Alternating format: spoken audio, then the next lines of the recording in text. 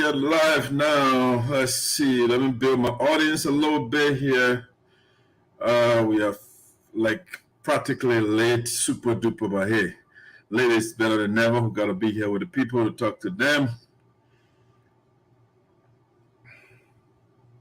It's super duper, but hey, late is better than never. We gotta be here with the people to talk to them. All right, my sound is good. Let's see.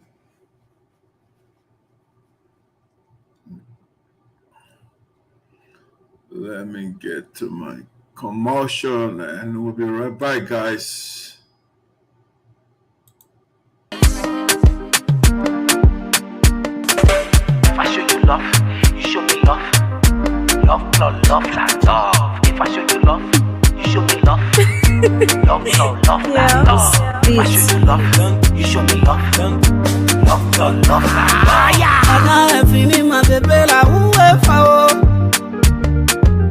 J'ai fini ma bébé la bouée faux.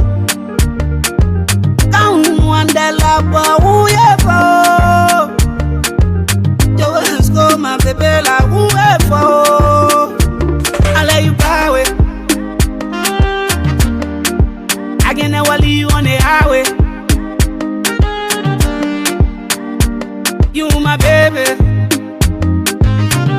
As I do, on se situe. If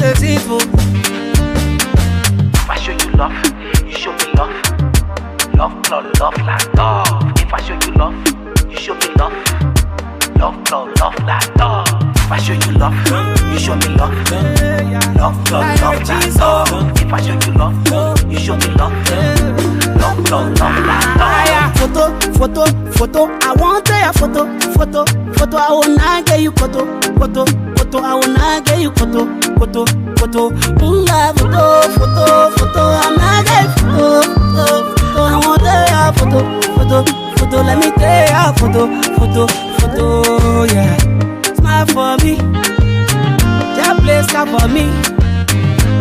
Tell me now who I want to be with. J'ai fini ma bébé la whoever. J'ai fini ma bébé la whoever. Quand on de la whoever. Je veux ma bébé la whoever. Allez you power. I can never leave you on the highway. You my baby. As I do, on se situe. If I show you love, you show me love. Love, love, love, like love. If I show you love, you show me love. Love, love, love, like love. If I show you love, you show me love. Love, love, love, like love. If I show you love, you show me love. Love, love, love, like love.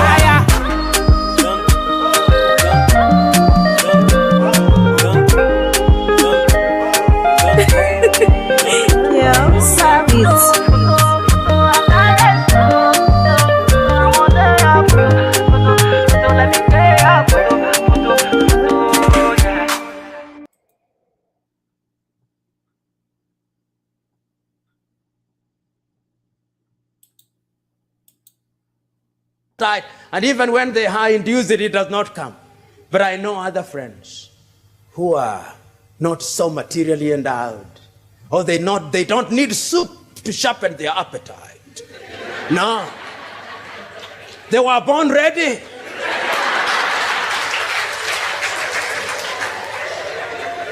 You bring forth the food and they consume it. They don't need it. I know poor friends who do not have beds of gold, but even when they sleep on the floor, they sleep soundly for 8 hours. And they don't have nightmares, they have sweet dreams which they have forgotten in the morning. I know friends who have nothing, they have no television, they only play drafts, and they enjoy it so thoroughly. They don't take out an insurance, no they don't. God is their insurance. And there is a way in which the God that we worship has a way of turning all these things in a positive way. And that is why I look forward to the day when we shall have in leadership men and women who love this country. I remember an old man with whom I had the privilege of working for a short time, former president of Tanzania, Julius Kambarage Nyerere. On the day that he left office, after 24 years in office, it is reported he had only 8,000 equivalent of United States dollars in his account. That is just about the amount that our MCA uses over a weekend. Mwalimu Nyerere, after 24 years, that is all he had. With a single house in Dar es Salaam and another one in Butiama, our MCAs and our governors within 4 years have 80 and 40 houses. And if you look at them, they have expanded so exponentially that even suits can no longer fit some of them. If you look at them, they are even running away. Has it ever occurred to you that our leaders are running away from something? They are running away from themselves. When they go to the barber shop, the first thing they ask for, a man, dye my hair that it may not be white.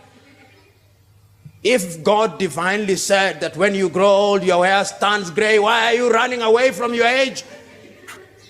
And when you have men and women who are running away from themselves, from their appearance, how truthful can they be to us? They are little things, but they have something to tell us.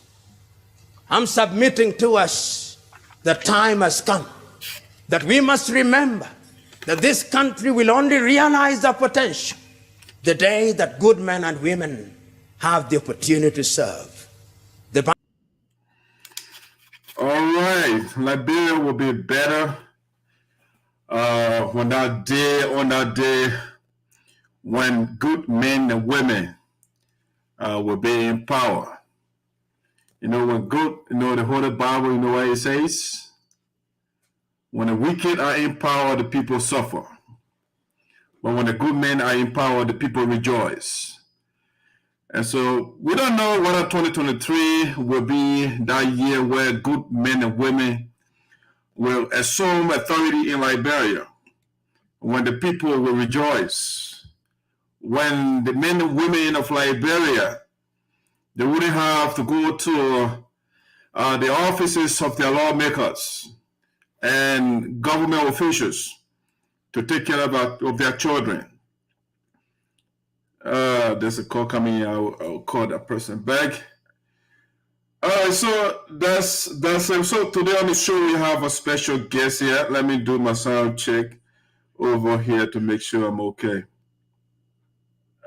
There's a call coming. I'll call that person back. All right, looks like my sound is good. All right, so today on the show we have a special guest here.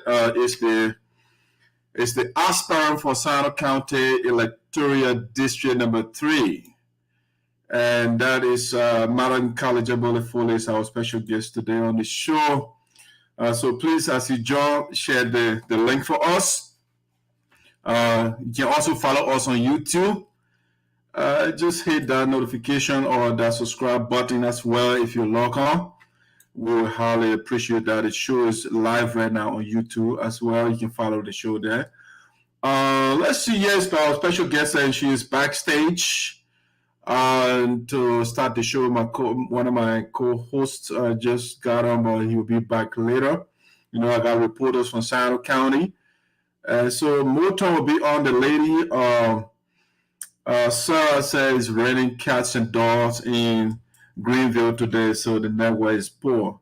So maybe when the rain subsides, she will join us. Who knows? All right, let's see. I want to get something for us here before we bring I got a bunch of videos here. What is the difference between the ordinary thief and a political thief?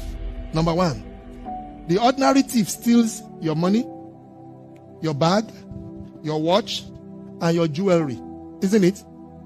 But the political thief steals your future, your career, your education, your health, and your political thief steals your future, your career. Yeah, so we have the ordinary thieves and the political thieves. And so that's a huge distinction right there. You know, the political thieves, they steal your resources, right? They steal your future. But the ordinary guy, you know, who steals, he steals your bread, your shoes, and stuff like that. So who is dangerous? I think the one who steals your future is far more dangerous. Let's get to Madam Gallah Jegbadai-Fully here. Let me see what I can bring her on screen here for you. But that's the lady we'll be talking to. From all indications, the statisticians, the people that play with numbers, there's another group of people. There's a big word for that. It's called psephologists. You know, psephologists are those that study electoral trends. So they have been studying the political trends of Sinoe County, specifically electoral district number 3. And from what they are looking at right now, they are predicting, they are prognosticating that Madam Gallah Jegbadai-Fully is the presumptive, will be the presumptive winner of the coming election in district number 3. That's what the experts, the pundits are saying. That's how you put the esoteric. So I look at what the pundits are saying and I'll share with you. So without further ado, I'd like to bring my guest on screen here. Let me bring this down and then I'm going to bring her. Yeah, Madam Gallah Jegbadai-Fully, welcome to VOSD. Thank you. How you doing? I am fabulous. How is yourself?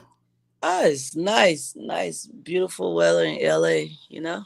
Oh, LA, okay. She out there all the way, LA. All right, guys, we want to welcome all our viewers and listeners around the globe. Welcome to the platform, Sinoe County Premier Platform, where we discuss exclusively Sinoe County, things that are going on, the politics, the development, the corruption, the robbery. You know, we give you everything in totality. So, Madam Gallah Jegbadai, you told me that you're fine. How's the family too? Oh, everybody is well. Okay, good. Okay, and okay, let's launch into. We are far beyond time. I want to say thank you for your patience. I want to start the show with your recent visit to Sinoe or Liberia, or we narrow it down to district number 3, and with special emphasis to the recent 12th, they call it Sapo National Dialogue. And so I just want you to, give us some opening thoughts, and then you can go into that. Share your perspective with us, please. Well, the dialogue, I think they did well. I think the organizer, they tried. It was put together really fast, but overall, I think that the organizer, they did a pretty good job. And they tried. It was a great plan. It gave me the opportunity to address our people, basically to try to market ourselves. So I think that was a great add-on to the dialogue from the previous dialogue. So yeah, I think it was pretty okay. Okay, so you say you had the opportunity to address our people. What specifically did you say? Share the meat with us. Well, the idea was to, because there's a lot of aspiring. Excuse me, let me close my door. My neighbor dog is crying because he Go ahead. Outside. All right. Read has numerous stories telling us of how the people enjoyed when good men and women were in authority, and how they suffered when evil men were in authority. This country that I live in, that I love, has great potential.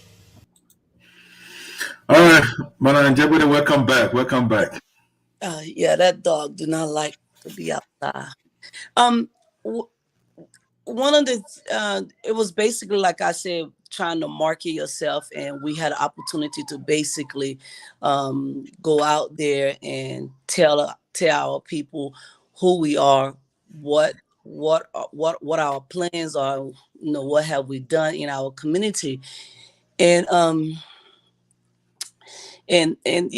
to give our people the opportunity to get to know all the aspiring. and and I believe it's like maybe 8, total of 8 aspiring. So yeah. So when I got up there, my job was to basically market myself and marketing in a way that, look, I am someone that have been in this community for some time. I did not enter this race because of election purposes. I was already here, and telling the people what we have been, what we have done, what we're doing, and and how long we've been around. Unlike some folks, their contribution towards the community, it was very recent, and you know you would say that it was political induced. We've been around because we have the love and passion towards our people, um and each person. But Jegbadai, I'm eager. You've been around for a while, I mean, somebody be asking and say, okay, she's been around, she's been engaged with the people. So what has she done for the people? Like in the past, in what capacity have you served, and what did you do for the people? Like tangibly, people like visual, they like to see. Oh, I mean, that's a word they throw around, like tangible. What is your tangible? So tell us, yes. Exactly. And that was I would say that if you look at the entire presentation, that was the bulk of it. The people want to know, what have you done? The tangibles that people are speaking on. And I can proudly tell everyone, like, look, I was president for the Sapo Association 2 terms. While I was president for the association, I was in and out of that country every 3 to 6 months, every 3 to 4 months. Let me get that straight. Every 3 to 4 months, I was there. One of the tasks that I had took on, this was on a private, the private aspect. This is before I even became president. I made sure that, because I'm a nurse and health means a lot to me, I also went and contributed towards the at the time when we had a small little clinic, we carry a lot of medication there. Medication that I know that was needed because I work with Ministry of Health, and they tell me all the things that is really needed in the rural aspect of the country. So, took some money from my company, about $10,000, when we bought medicine. That was the start. Once I became president of the association, it gave me the opportunity to travel more. One of the things I did as president was to ensure that our administrative building had some seating capacity, that we can cover that. Through the organization, we donated chairs. Through the organization, we donated a generator. As time went on, I was also fortunate and blessed to have connection at Duke. My father worked at Duke. We had some other members that work at Duke, and Duke had a program where they give out medical equipment and supply to nonprofit organization. When I heard about that, I followed all the procedure, wrote the letter, wrote the request, and whatnot. And Duke was very generous to the United Sapo Association by giving us, medical supplies and equipment.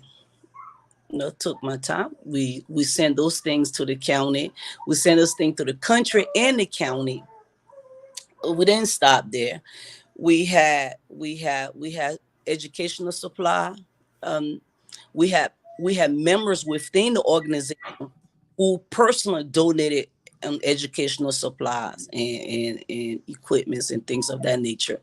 Made sure we got it to the district. So since 2005, we have been a part of the community since 2005.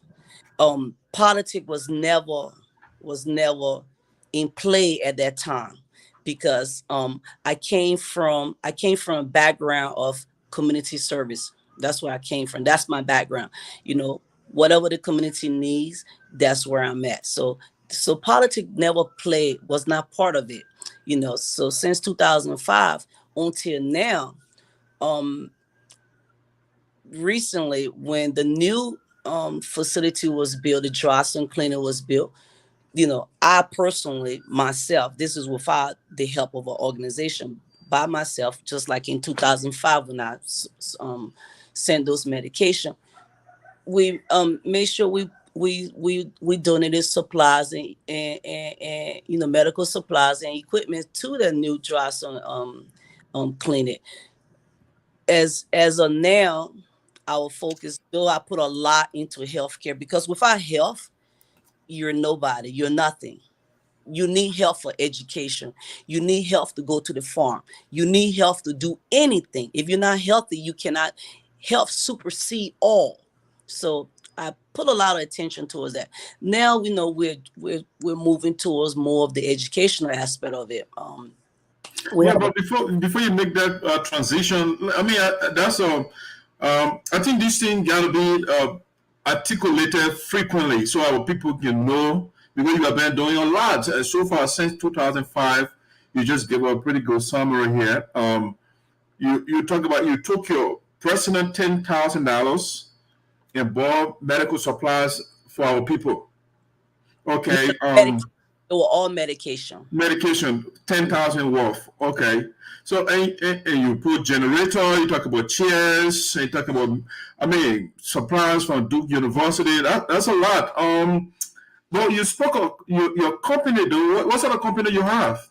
I run a healthcare consulting company, and we also do home health, and also I do consulting where I will write policy for other organizations and also do some training. But my main focus is to write policy. So I write policy if you're interested in opening a group home, or you're interested in opening a home health agency. I write those policy and then, guide you through the process of getting licensed. So that's my little consulting thing that I do on the side. Oh, okay. How long you been doing that? Oh, man. Let me see. We opened 2000, I think we opened like 2006. So I've been doing that for a while. My first group home was open around 2006. Yeah, around 2006. So how many facilities you have right now? No, as far as the group home, we moved away from the group home. So right now we're only into home health and the consulting. Okay. So like we say home health, how does it work? Explain that to us. Home health, we send unlicensed personnel to, like, nursing assistant to people homes, their private homes, then to provide care for them for a limited amount of hours per day. Sometimes we may have some client that may have more hours, and I have a few clients that are around the clock, 24 hours. So it depends on, the services, but most of our employees are unlicensed personnel. We work with nursing assistant that will go into the client private home and provide care for them. We have a few private duty clients. They may be in a retirement home, and they're paying out of their pocket, and we'll provide services to them. And then we have a handful of VA clients, where we get paid from the VA. And yeah, so that's what we do. So estimated how many staff you have? Oh, right now, see, our staff is a little under 60. We're a little under 60 right now, I believe so. I don't have that figure, but a little under 60. Oh, under 16. Okay. No, 60. 60. Oh wow, 60. That's a lot. Oh wow, that's a lot of employees. 60. So, but people, my Jegbadai, I just want you to be clear to us, because you are coming down to be our representative, and you have your company that you are running right now, right? People will say, okay, when she's in your office, there will be conflict of interest, you know, or other people will say, because that's what we have in Liberia right now, when the current president built his houses, he said, oh, you were so millionaire, I mean, you are doing X, Y, Z. So right now, are you not going to use your business as a facade? I mean, to say, oh, whatever I'm using it from our office, I mean, explain that to us. Why should we believe you, or are you going to turn your company over to somebody if you are elected, or when you are elected, I should say. I shouldn't say if, when you are elected? Well, I have a partner. We have, I mean, my partner and I have been together for probably since maybe 2010 per se. So I have a partner, but let me go back to the first part of your question. My business or my professional affairs are away from the country per se. I don't see any conflict of interest because I'm not doing any business in the country. My interest is far from my community in Liberia, and I have a partner that basically handle everything. I'm all the way in LA, and the only thing I do is on the computer. I do a lot of work at home where I'll review patient records, and I'll do some of the consulting work. So I don't when it comes to the conflict of interest, I don't view me being a nurse and prior to elevating or ascending to being a representative would have anything to do with a business that I was doing before going to that, and looking at location where I'm at. I'm not a nurse, and I have I'm sitting on the committee of health, and I have my own private clinic, and diverting funds and resources to my facility. No, it's not possible. So I'm not too concerned about a conflict of interest when it comes to things like that. Okay, but do you also mind to tell us the wealth of your company? Is that something you want to share with us? No, you want to come chase me? I beg you. No, we're not going to chase you. We just want to know how much the put it like this. I work hard for what I have, and because I work hard for it, I know how to spend it. I don't spend it loosely. But no, I'm just a simple person. I'm just trying my very best. That's all. Just a simple person. It's just like any other job. Trust me. It's just that you have more responsibility when you're running a company. It's not like you're making millions. I mean, you make millions, but at the end of the year, after you pay all, do you make millions? I mean, the business bringing that amount. It brings that amount. If you on paper, it brings that amount. But you got to look at the profit. You know, you may gross a certain amount, but after that gross, now you got to look at the profit. You got to look at that. You have taxes on top of taxes. You have the employees. You have the offices. You have a lot. I mean, we'll gross like maybe 1.2 million, but when you look at the profit margin, it's almost what I will make as a registered nurse. You know, a little bit more than that, but the freedom is you can do what you have that freedom to control your own schedule. That's the freedom. But it sounds like a lot, but it's a lot that goes into it. So your company, is it medical or just a CNA that you send out CNAs you send around? It is medical. I mean, CNA is medical. I mean, we do have a couple of med techs, so they'll go in there. They have their little certification where they can give meds and whatnot. They're able to administer meds to the client. Okay, that's something that they did on their own. So do you have nurses as well? Yeah, we do. We have nurses that have to go out there to do supervisory visit per the policy and the requirement of the state. You have to have nurses that will go out there that will supervise those aides when they're providing care. And so we have 4 RNs. 4 RNs. Okay. So what is the name of your company? Support staff. Support staff. Okay. All right. If I want to go in something like that, I can come there and get free service and consultancy. What do you mean by free? Come on, you can't be my lawmaker. You can't give me something free so I can get my vote to you free too. Anyway, but on We'll talk off air. I'll tell you my fee. Okay. But on a serious note, the reason I'm putting you on your company, right? Liberia is an interesting country, right? Whatever you have right now, at this stage, you are a private citizen, so we cannot put you too much to give us specifics, right? But in as much you get in the people's office, or as a matter of fact, I think somebody called. So, are you hearing me? Yes. Yeah. Or as a matter of fact, you put it this way, because you are coming to our office or into our office, I think we have the right to know how much you're worth while you are coming in.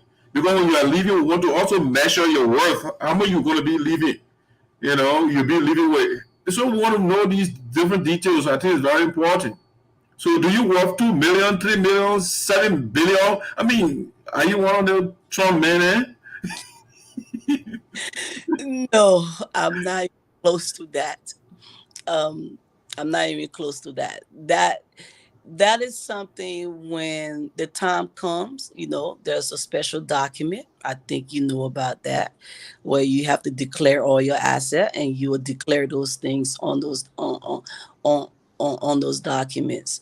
I cannot sit here and say, "Oh yeah, I'm worth this. I'm worth that." Okay. That you have to sit down, go through all the paperwork, make sure all those numbers are correct. And you're right. You don't want to be that person. And I'm not saying I'm perfect or anything like that. You don't want to be that person. Once upon a time, you didn't even have a box to sleep in. Now today, you have houses all over the place. You don't want to. You don't. You're absolutely right. The country has some very good laws, but the only problem we have in the country is actually enforcing those laws. That's all.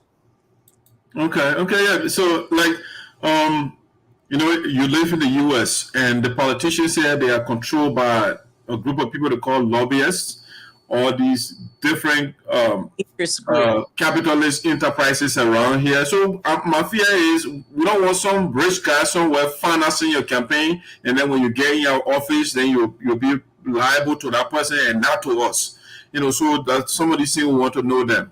That's my district. You're coming in, and I will hold your feet to the fire. That's how you put that district number 3.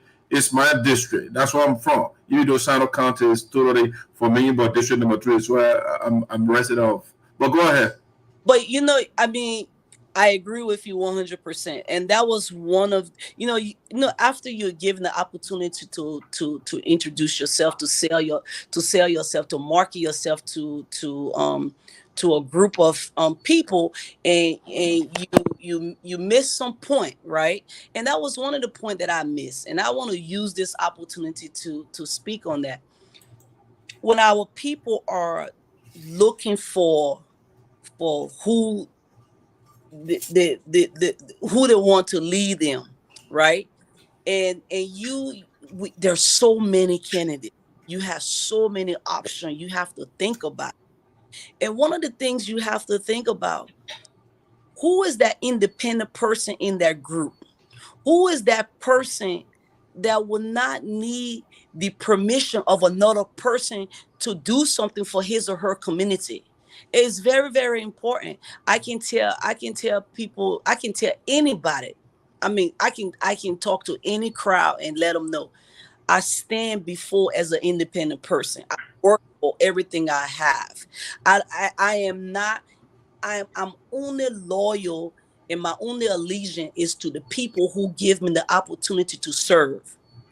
It's not because this man or this woman had helped me in the past, or this man or woman is helping me behind the scene, or I'm on their team. Why would you want a candidate or a leader that is on someone else's team instead of that person being on your team as the community? That person should be on your team. That person should be able to be, that person should be loyal to you. So that's one thing I want to point out. I am not on anyone's team. I'm not in any political marriage with anyone. My campaign is being financed by me and people who love me, friends and family who love and believe in me, friends and family who love and believe in my community, friends and family who love and believe in what I believe in my desire to serve my community. So I am not in any marriage with anyone. I will not be pushed by anyone or any interest group or any individual or dark hands behind me.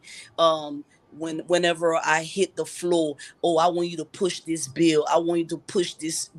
I need for you to sign on this deal. You know, our people need to be very, very careful, and they need to check behind those people who are behind them. And I can tell you for free, there's nobody behind me but the people who love my community. That's it. And when I say people, there's a lot of people who love my community. They are the one who behind me. So I'm only loyal to my community. I am not loyal to no individual. I'm not loyal to no team. No one's gonna tell me I have 2 or 3 bills. I need for you to go ahead and put on the floor and talk about those bills. You can talk about a bill, but can you implement those bills? And are you realistic about it? Is it going to help your community? So I can tell you today, and you can save this video, I am not with anyone but my people who love me and love my community. All right, so ladies and gentlemen, my special guest is Madam Gallah Jegbadai-Fully. She is an aspirant for Sinoe County District Number 3. She wants to lead, that's how you put it. So I got to hold her feet to the fire.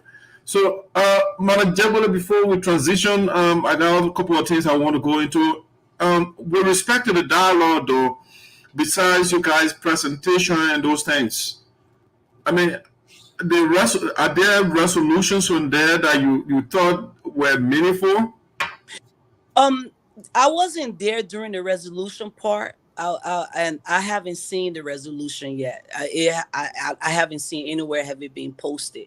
I wasn't there during the resolution part. I believe I want to. I guess I believe it was either on a Sunday or something like that. I'm not really sure.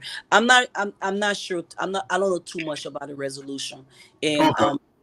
seeing it. So, but why is it that you said there were like 8 candidates or potential candidates that participated during the dialogue? Why the elders did not, select somebody among you guys? I cannot say why they did not select anyone, but I just can't say why they didn't select anyone. I wish they would have. It would have made a whole lot easier, because what happened is 8 of us from the same section. It's 8, when I say section, meaning same part of the district. If you look Okay. at, honestly, let's say the district is broken down. Some people say broken down into 3. I say it's broken down into 2. Because you got 2, and it's unfortunate, and it's the truth. We had tribes. We identify ourselves by tribes. It is very, very unfortunate. Here in America, nobody identify themselves as tribe. You black or you white, you Indian or you Chinese. That's not a tribe. Well, Well, they distinguish us based on race here. yeah, right. But we're not based. We're not on tribe. And then when you're electing people, you elect the person on their merit or what you think that they can do for you in your community. And when I say you, I don't mean you as an individual, but as a collective aspect of your community. Right. Are we missing over there? So if you really look at it, it's 8 of us from one side. And from my understanding, maybe 1 or 2 from the other side. It is, I don't want to use the term detriment, but it's kind of scary when you have 8 from here and 2 from there. It's very, very scary. And I felt and I'm gonna sound the alarm. I'm not disappointed, but I hope our people know what they're doing.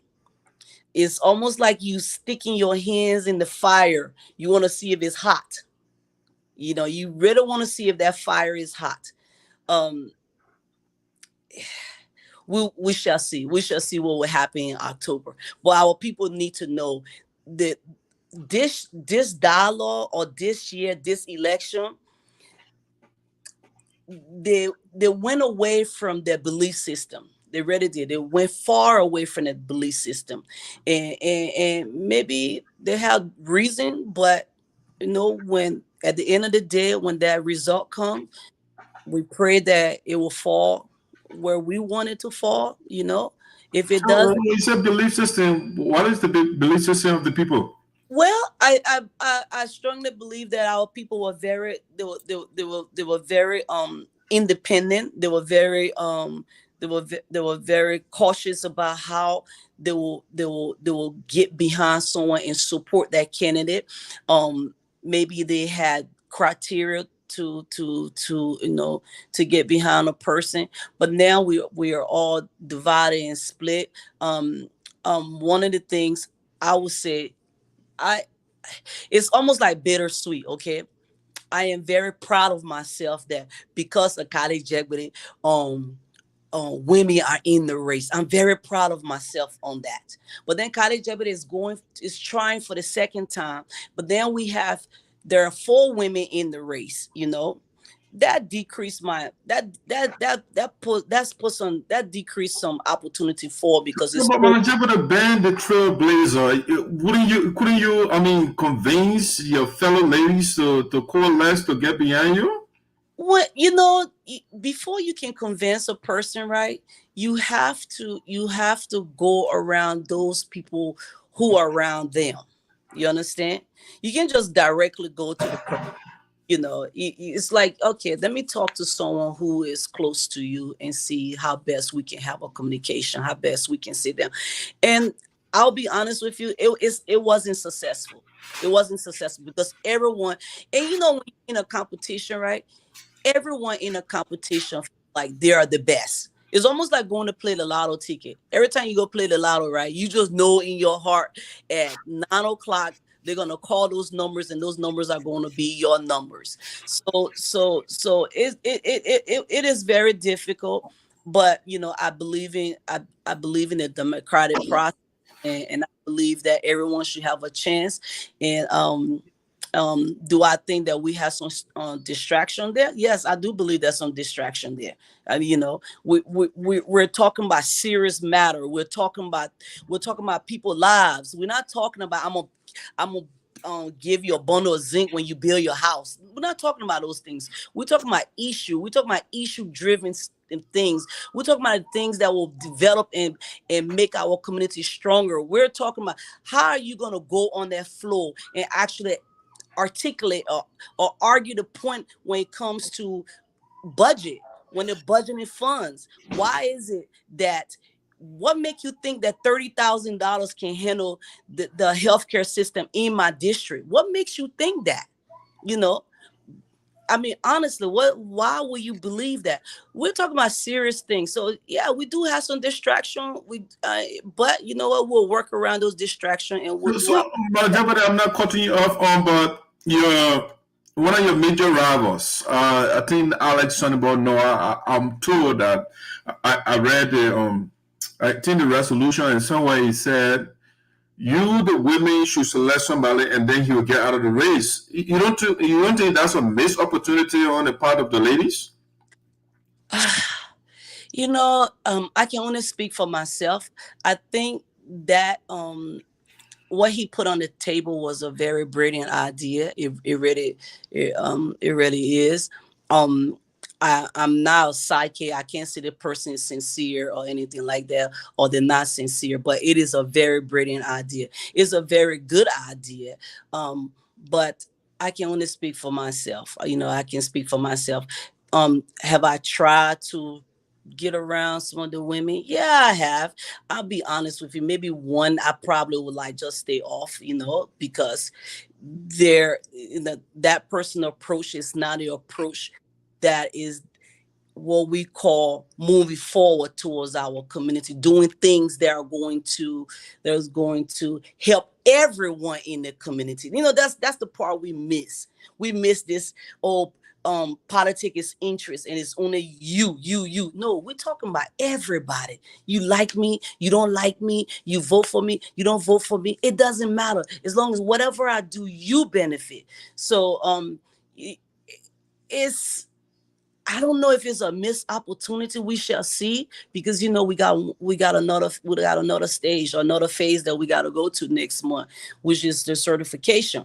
So let's just see. We'll see how things go, and when we see. Well, I honestly think, I think you hit on it, but I thought it was a political ruse on the part of Sonnyboy when you say, "Oh, you guys, you come together and then you move out of the race." Based on his prior comment, he was on the show before, and he said, "Whatever a man can do, woman can't do it. You guys will never win election in Sinoe County and stuff of that nature."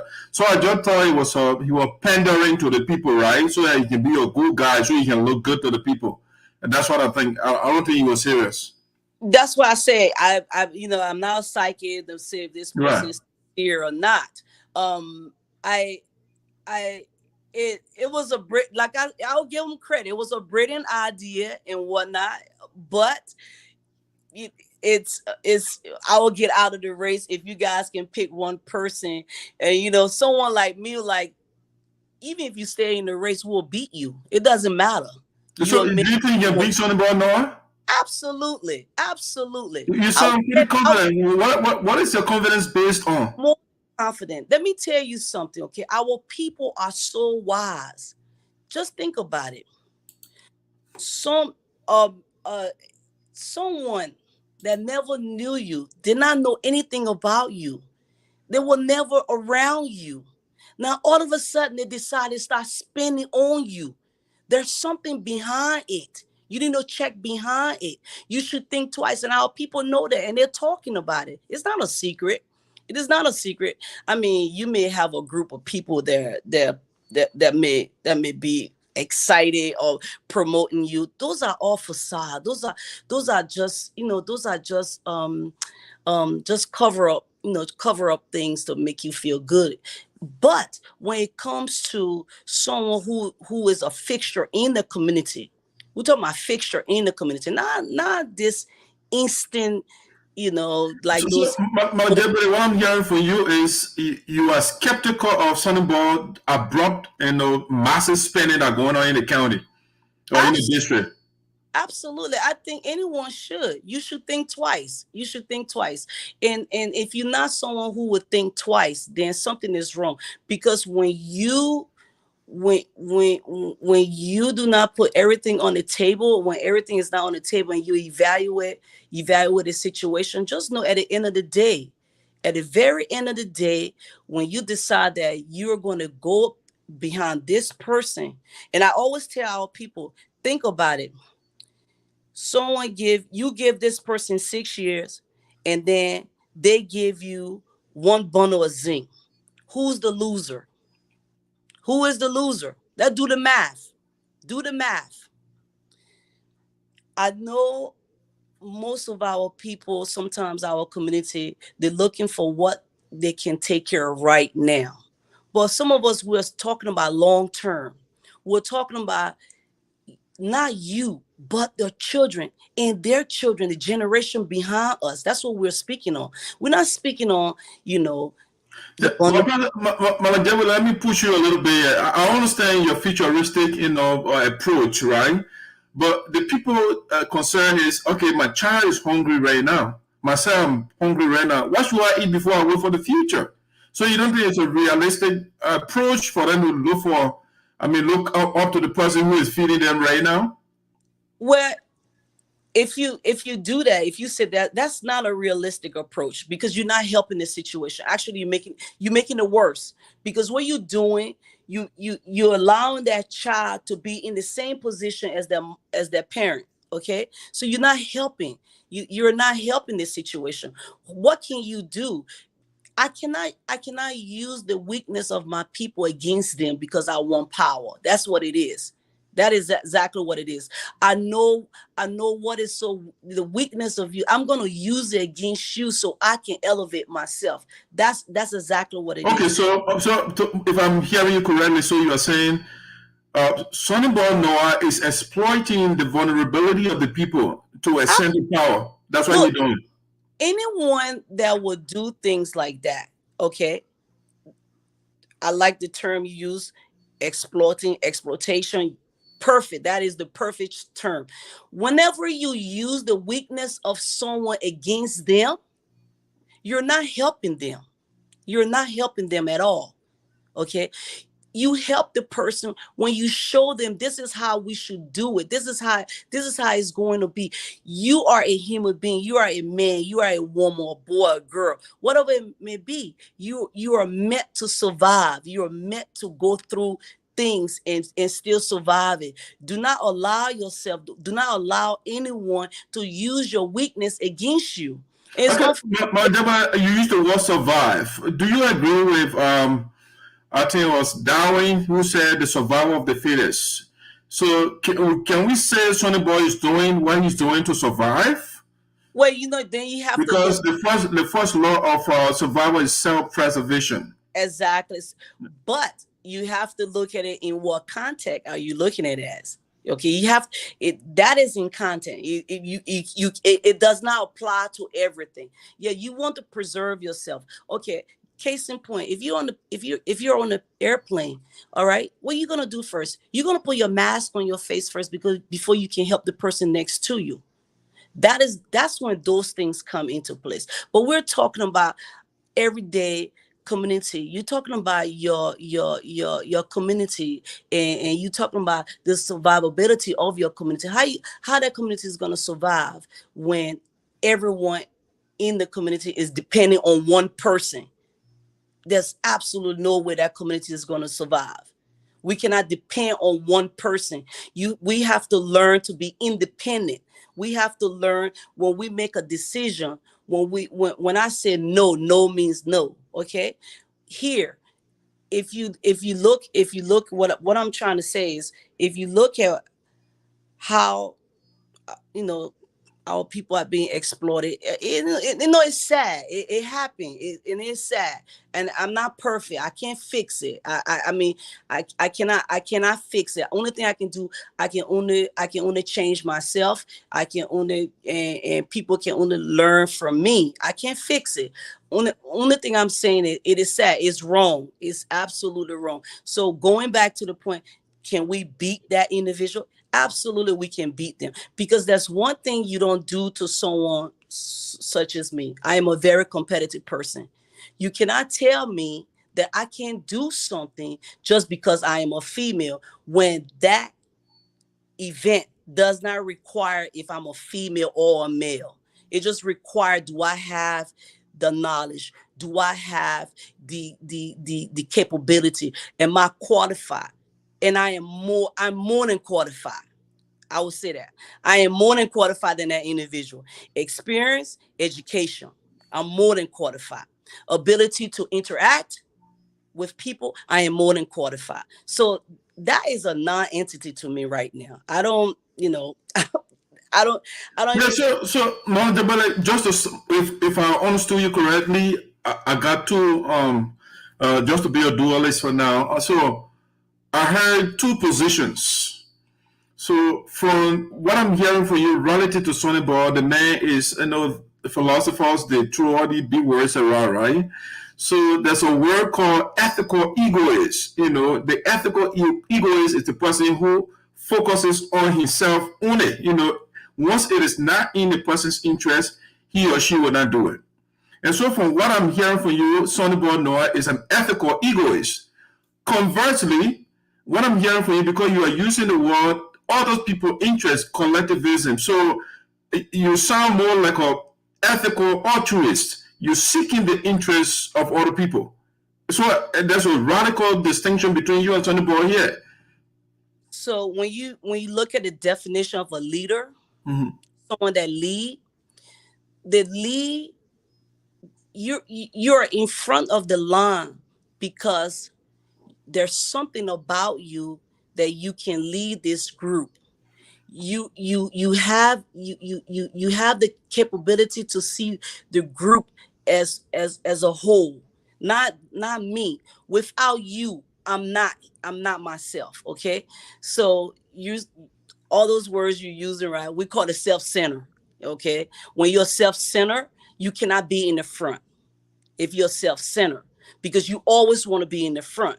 When you're self-centered, when you're someone that look at your community as one, regardless of who you are and what your belief system are, right, then you fit to be in the front. We honestly do not need praises. We don't need people showering us with praises and things of that nature, giving us titles like honorable this and honorable that.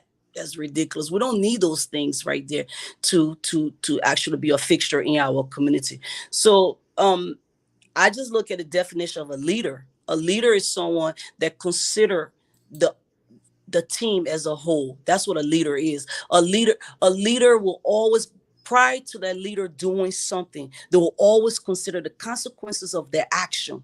They will always consider, before I do this right here, because I am going into this meeting and they're depending on me to make the best decision. So the leader will always consider what the team, how would they see me? What would they think? Now, I'm not going to go in there and see, well, let me see what kind of deal I can cut so I can buy me this nice little SUV. Let me see what kind of deal I can, no. Let me see what kind of deal I will cut to see how best this can go back to our educational system, how best it will go back to our healthcare system. And the number one thing that our people depend on, which is agriculture. How are we going to do that? Not, let me see how best I can. Let me transition before we get to agriculture. I think there's something on your agenda. To our viewers, if you want to participate, you can call the number on the screen. It's 267-886-0651, or you can also call me through Messenger, WhatsApp. I will bring you on if you want to participate. All right. So. Jegbadai, let me get the viewers involved here a little bit. Some people that commented so far, right? So if you have if you don't want to call, you can comment. I will bring your comment to her. You can call me again. The number is on the screen. If you are not in the US, you call me through Messenger. I will pick up as well. You can call me through WhatsApp. I will still pick up so that you can get involved in the discussion. So let's see the first comment here. What did I say? Are you quoting from the Bible? Wow. Okay, he's not referring to you. It's me. Because what I said, the Bible says, when the wicked rules, the people suffer. When the good one is in power, the people rejoice, right? Okay, let me make something clear to my brother here. I'm somebody who read different books, right? And my opposition to the Bible is not that it doesn't have good stuff in it. That's not my argument. Every book has good and bad in it. So I see the Bible as an ordinary literature, everyday literature that we all read here, So it has some good stuff in it. I will not dismiss that.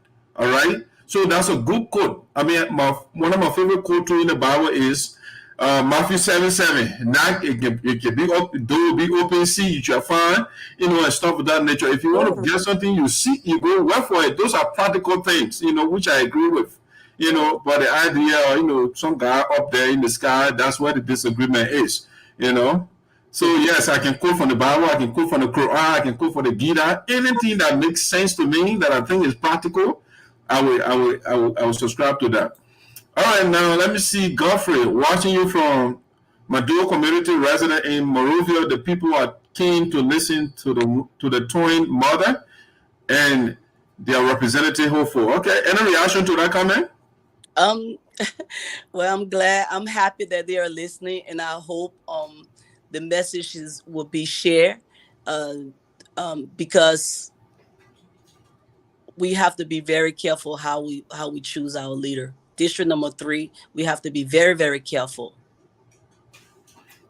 Okay, Marie Pine, the president of USA Minnesota chapter, said that's the mistake our people always make. They want to eat today and forget about the future. These things been happening long time. Look how the people are living today. So what she is saying is the truth. All right. So when I was playing the devil advocate and when I was talking about survival of the fittest and what would you eat for now, and so she said, I mean, you are correct. And the equation is so though, because if I don't eat today, if I'm hungry, how can I even look to the future? You know? So it's a slippery slope. And you guess, in reaction to that, go ahead. Let me just add to that. You know, when we say I don't eat today, I know we're only talking, you know, it's just a figure of speech. Okay, we're not saying, oh, this person is starving and they're not gonna eat. I think sometimes where our people put the importance, right? Sometimes it's not very, I don't want to say what is important to you may not be important to me and vice versa. Okay. But when I'm following what she's saying, they want to eat and then forget about the future. It's because of the simple fact is we have the mindset where, you know, it's election, so I will get what I want. You know, we have people that will stand in the queue, in the line to vote. And you can go there and give them 500 LD and it can change the future of their community just like that. We have to change that mindset. The election, politics, you know, anything government, there's consequences on that. Then after those things are done, then our people, oh, we regretting, oh, we suffering, oh, we suffering. How long we gonna keep saying this thing? We suffering, we suffering, suffering. You put somebody in a position, you hire that person. That person is your employee. You are the employer. But at the end of the day, the person make themselves so big. Now you, the employer, are the servant. We have to change that. So yes. So just because we practice this majoritarianism or majority rule, so with the mindset you have is good, but in the Liberian Congress, I mean, it's vote. So how do you hope to get, I mean, people to purchase your views though? Because, I mean, there are people that are in it right now that have good ideas, but oftentimes the ideas are not brought. The majority will the contrary. Yeah. But you know, one of the things we learn in you know, the first, you know, when you first go to nursing school and you get to you know, we have care plans and you get to a certain part where you have to do teaching, right? The patient education starts from the admission to the discharge. So you're going to teach the person on their level, you know, like those big fancy words you just use, right? And I just say self-centered, you know. So you're gonna educate that person on his or her level. You cannot come. I mean, we're having a free conversation right now, but I know the reality on the ground. Okay, I can't come in. There's someone like my mom. Oh, mama, guess what? You gotta do it like this, do it like that. No, I am gonna follow your lead. And then this is how that move away a little bit. That changes just a little bit. All right. I don't think is correct for us to do it like this all the time. But let's try this. Let's just try this maybe for 1 month and see. So I cannot impose, or anyone cannot impose their will on the people like that. You have to be at their level. And at their level, as long as you allow our people to know that, look, we are working together. You and we're working this together. Any project that I do in a community, I make it very clear. I don't want you to think that Gallah Jegbadai is doing it. We are doing it. So you can have that self, you know, that you were part of this. I didn't do it. We all did it. We're working on a school project in San Quentin, right? No, it is not mine. It's our. We're doing it together, and that build a lot of confidence in our people. So no, we're not gonna go there and just push our ideas like that. No, it would never work. Actually, it would not work. It would not work. Okay, let's see. Milton Teahjay said, what is your guest breaking on the table in terms of representation? That's a good one. I am bringing experience. I am bringing a realistic ideas that I think that will move our community forward. I am bringing something completely different. I can fall in any community and you will never know. I am bringing someone who is definitely diverse. Okay, very, very diverse. Diverse in my interaction, diverse in my work experience. Just a diverse person that can fit anywhere, that can navigate any, wherever you put me, I am able to navigate. So coming to that table, not only I'm bringing the knowledge, but I'm also bringing that compassion, because for one, in order for you to be able to lead and for you to be able to say, I want to take care of this community, you have to have that compassion in your heart. I am bringing the idea that, look, whatever I do at this job right here is going to affect a lot of people. So I have to be very, very careful. So I am bringing a sincere mind. I'm bringing a cautious mind, but the most importantly, right? I am bringing a fighting spirit, not a fighting spirit like throwing blows. No, a fighting spirit in other words, like allowing the young people to know, allowing the women, the females to know, look, you can do it. We can do it. So when I come to that table with my experience I'm bringing to the table, I have the ability to interact with just about anyone, because one, you have to look at that person's experience. Experience plays a lot. It plays a lot. You cannot tell me that you want to be a lawmaker when you're not able to interact with other people in a way that you can get some things done for your communities. So I think I'm bringing a lot of experience to the table. Okay, let's bring up Marie Pine again. She said, please ask her to explain what would she do differently from the past that would change our people's lives / environment, and how.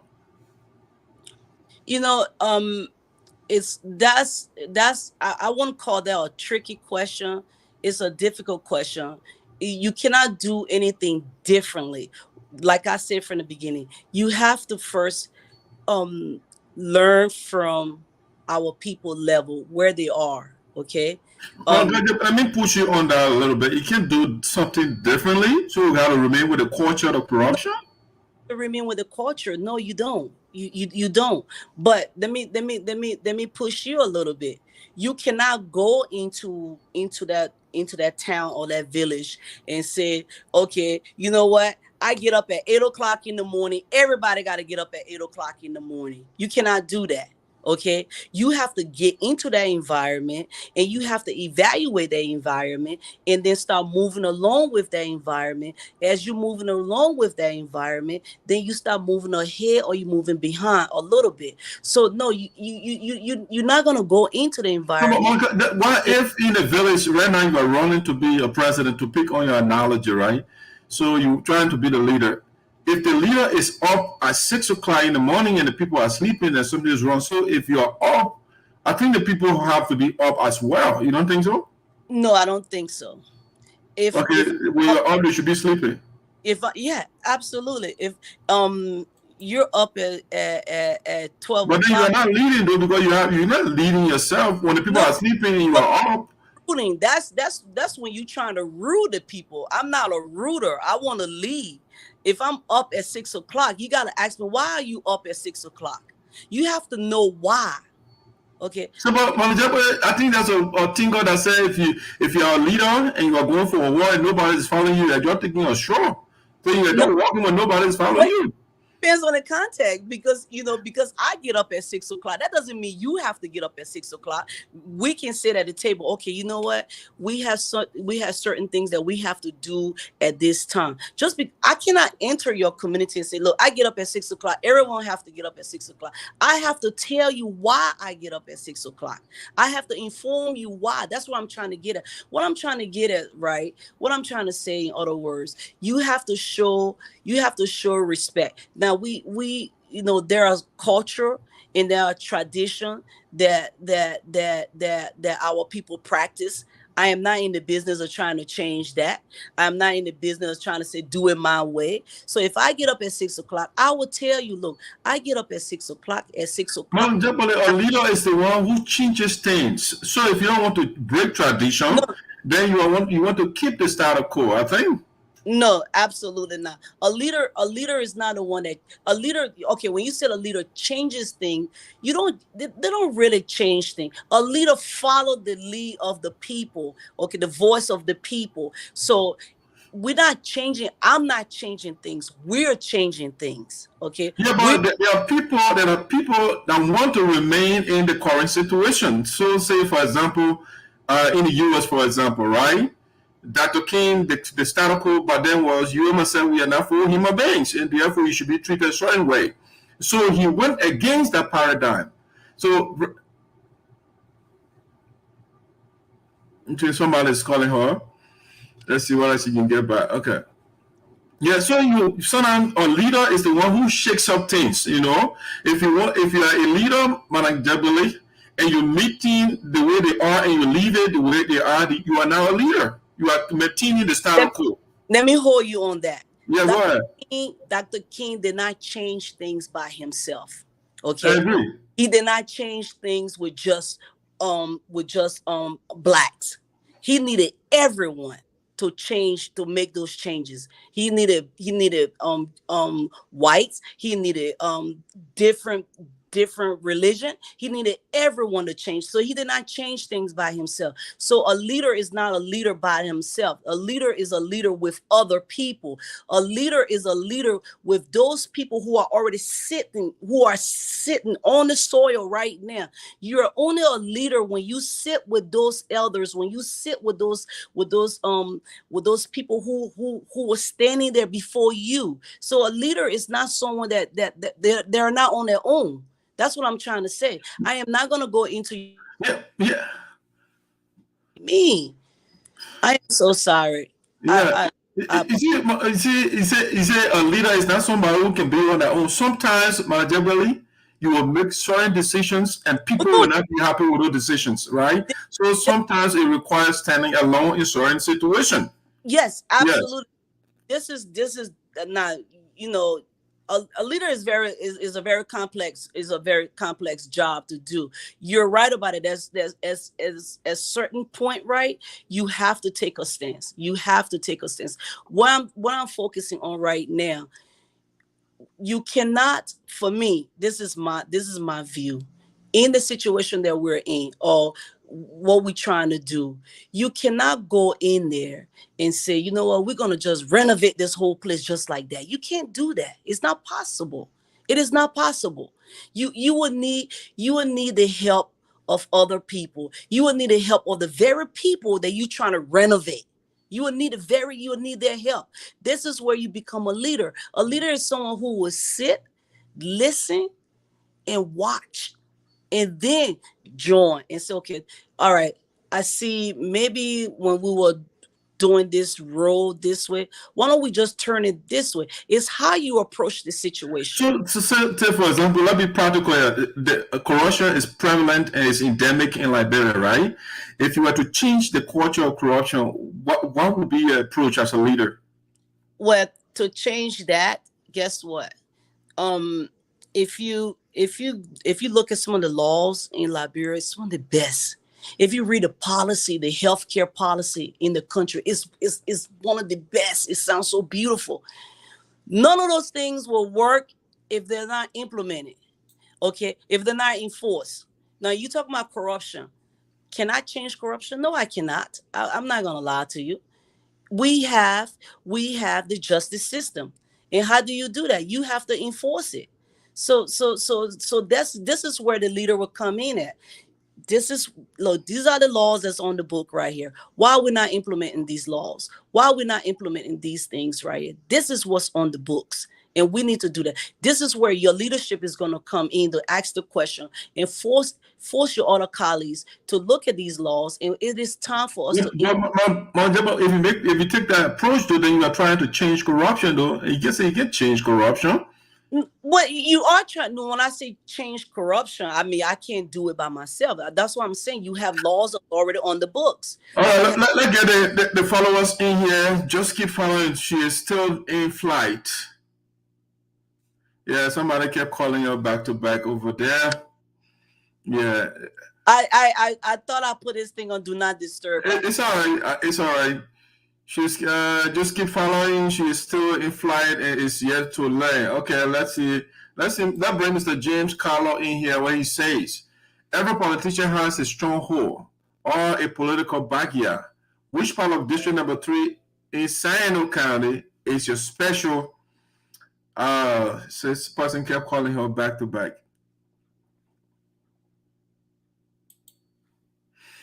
Yeah, so guys, keep bringing your comments. Like I already said, let me bring her back on. And that person, you want to talk to that? If you want to go on commercial, you talk to that person a little bit, and you can come back. No, that's okay. Let's go ahead. You want to elevate your device a little bit. You're all the way down. Yeah. Yeah, there you go. All right. Okay.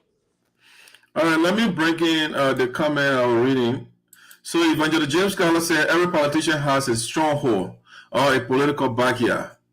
Which part of District Number 3 in Sinoe County is your special guest stronghold as far as her campaign experience is concerned? All right, let's deal with that first part for that first question. I am from Lower Juarzon. Okay, so the entire Lower Juarzon, there are 9 communities in Lower Juarzon. That is my stronghold.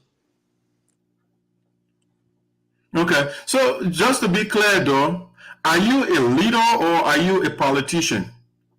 I am a leader. Okay.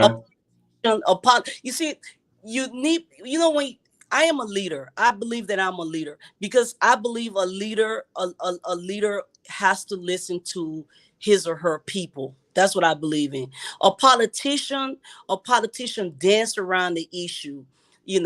A politician navigate the issue. So you're both, but I find myself more of a leader because a leader also teach. A leader has to be a teacher.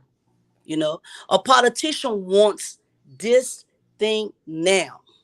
Before we go to the next question for Evangelist Jane Carlo, so say you're a leader, what sort of leader are you?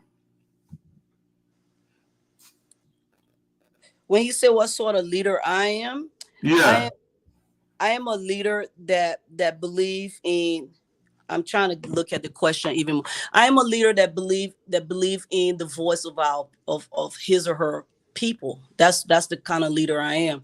I am not a leader. I'm not a leader that demand that. Let me put it so they have 2 theory of leadership, just to go do a list again. So they get an X and a Y leadership theory, right? So one of the other, I'm not putting my finger on it, but this is how it goes. So the X leader or vice versa, I'm not too sure which one, but it says that one says that the employees or the leader should micromanage the employees, right? Whereas the X, sorry again, I'm not putting my finger on it directly. The other one will say, you know what? People are independent, they are innovative people. So what you do, leave them alone. Not too much supervision, leave them and they will work more. But the other guy is saying, no, you have people sometimes, if you're not supervising them, if you're not telling them what to do, they will not function. So you have to be sort of a helicopter leader, and tell them basically. I mean, I think that's what the military people do. They got a hierarchical structure. And you have to tell somebody basically what to do. Whereas, yeah, but go ahead. this person. Damn it. I'm so sorry. We can go on quick commercial and you can talk to the person. You don't mind? We can do that. Just talk to the person that you're on the show. Okay, please. Yeah, let me go quick commercial here. We'll be back, guys. Thank you. Potential is only potential. We have sinned and fallen short of the glory of both God and man. We must repent and be of contrite hearts. And our repentance must be total and complete. Because the God that we worship cannot be mocked. He knows in advance whether our hearts are contrite or not. So today, if we are liberating ourselves from the 7 deadly sins, let us ask Koigi Wawa Mwere, who is a friend of mine and who is a Kenyan who has been wavering recently between 2 opinions, has written a beautiful book called Towards Genocide in Kenya, The Curse of Negative Ethnicity. And Koigi says, and I agree with him, that the tragedy of Kenya is that our low-voltage ethnic warlords have hypnotized us. And they have made us believe that we only must follow them. And we have turned them into gods. We have deified our political leaders. We have treated them as God for so long that some of them now think that they are gods. Some of them now think that they are the Messiah. They suffer from the Messiah complex. They believe that God has sent them with a direct instruction to rescue us from latter-day pharaohs. No, they are not. And it is our duty to recognize and unmask them, and to know that they are only humans, and to remember that they are Dathan and latter-day Jannes and Jambreses.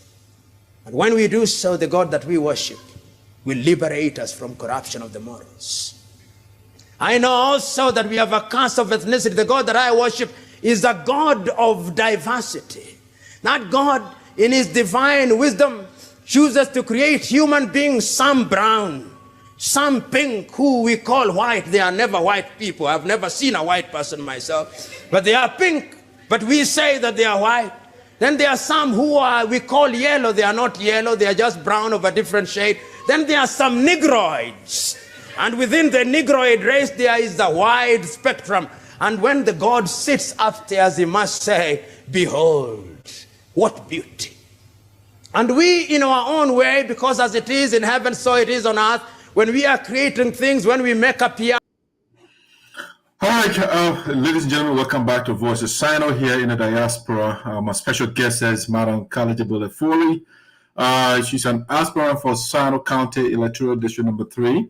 And so we are having a conversation. We will be going deep into the agenda shortly, so keep your comments coming. But she is back. She'll be back shortly. I think somebody kept calling her back to back, and I just thought she could address that issue. But while we are waiting for her, I want to talk about this shortly while we are waiting for her. Send me the link. Okay, let's see what I can send the link back to her. She has it, but let's see. She said she sent it back to her.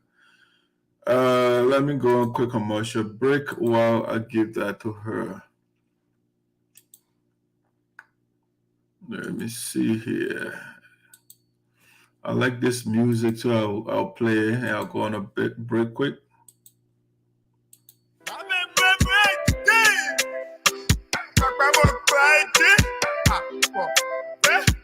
Dans les dés, initiative par le banadé, et les play par le banadé, and they play with me, banadé. Man, you get it, reap what she get it, man. You get it, you boy, he get it, man. True love that says I in it, Yeah, I'm saying. man, you happy, say your pen together. I'm doing it right now. Grab me a share on me. When I post it, they drop on me. He say ray on me. When I hear say they drop on me. Hot time play on me. To start day ray on me. Right now they dance hard. Everywhere they dance hard. The December Brabi came in May, then he left in June. Then she called a member November, said she 2 months pregnant. Then you see how she do. When I share, And when now it's show. say we can drop. Say we can drive it. You know, you say rain. Then look at me, then she had it. He got a real. Oh. What a day. You say highly for one party to carry. If you don't do abortion by now, they will celebrate your child 4-year-old birthday party. Scrap left, you know what I mean? Everywhere I go, I only. The whole country says, yeah. The whole country now on double speed. Capital politicians see him cry. They ain't happy, thinking say you already win. Result show, they a choco. Granny tell the my phone up there. Ta eto or lapa doso. I get buck. I'm looking for bottle, I own my bottle, make it 2 ball. Then my lady you coming from true ball. I'm on St. Horses ball. She won't go on campus. You won't spend good to eat good. That the reason why you always travel and people are Muscle City. That poor for taking home of you. Village people too, they will mourn at you. I go explain story. When I hear my boy on the story, say I'm pouring. Robbie is shit on me. When I post it, they drop on me. He say real on me. When I ask it, they drop on me. Is it copy link? I thought play on me. To start it, way on me. Yeah, so when it's a copy link, When I have you tried to copy? Everywhere they dance. It's not doing like the way it was doing the last time, you know. It's not doing it like that. Let's see what's the problem. Like, okay, when I click on it, right? When I open it, it says copy link. When I just hit copy link, when I go to my browser and I hit it in there, it will just say copy link. Oh yeah? Huh. Yeah, that's what it's saying. Shit, I want to get back on it because this thing getting interesting.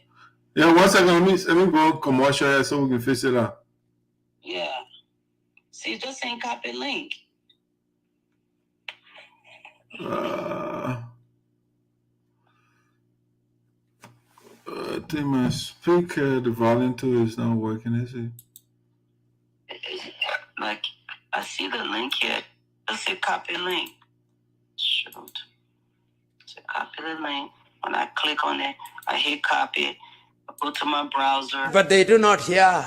They have a form of Christianity, and Christianity has only become a fig leaf with which we hide our moral nakedness.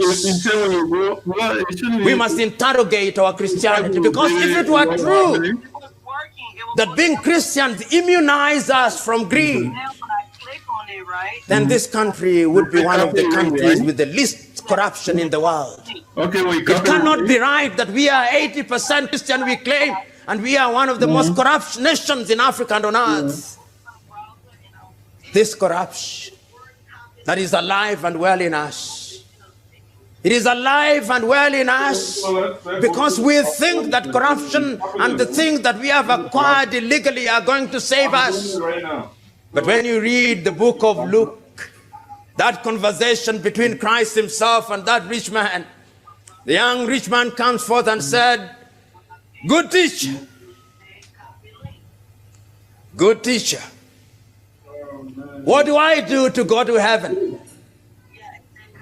Follow the commandment, Christ says in his divine soft voice. And he says, I've followed all those commandments from my boyhood. But then Christ said, but there is one that you have not done. Go out and sell your things. Once you have sold them, distribute them to the poor. Then you shall, having unburdened yourself, go to heaven. And the young man goes out, possibly shaking his head and saying, now I cannot go beyond that point. And Christ possibly pointing at him and telling his disciples, I tell you. For what? I don't even know. How difficult.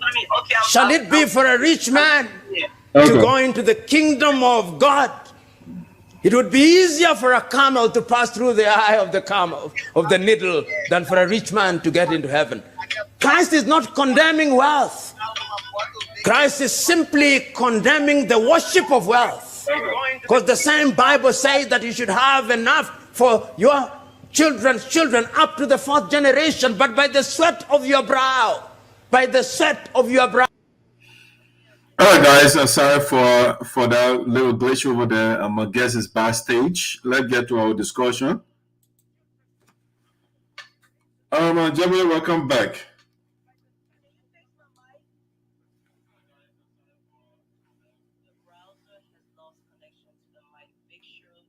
Well, let me see. I'm hearing myself on the angle too.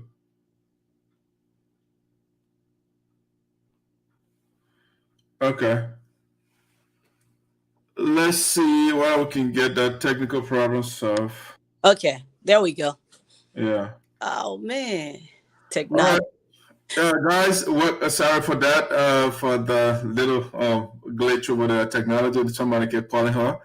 All right, so like the viewers, let's get to the comments that you were going through, and then we will go back to our issue of discussion here. So you were tackling Mr. James Carlos' comment.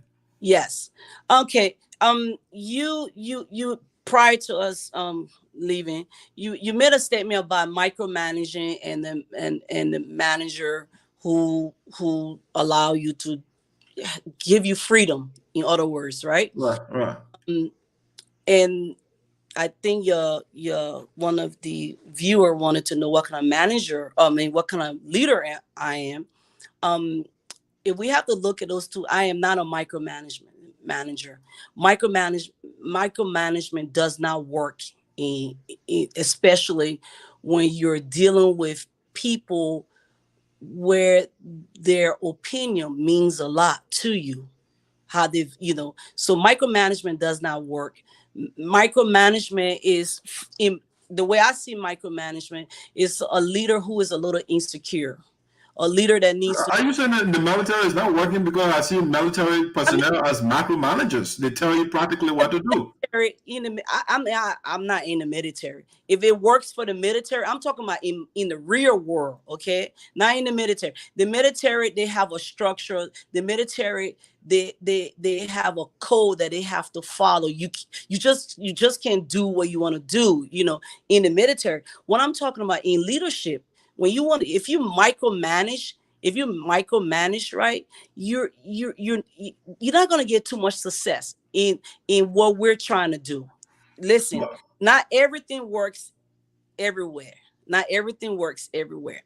I am not a micromanager. I am not a micromanager because I am a leader that look at the views of other people. I work on a team right now, and I have some very smart guys on the team, and I always seek their opinion. I always seek their ideas and their suggestions, because someone has something to offer.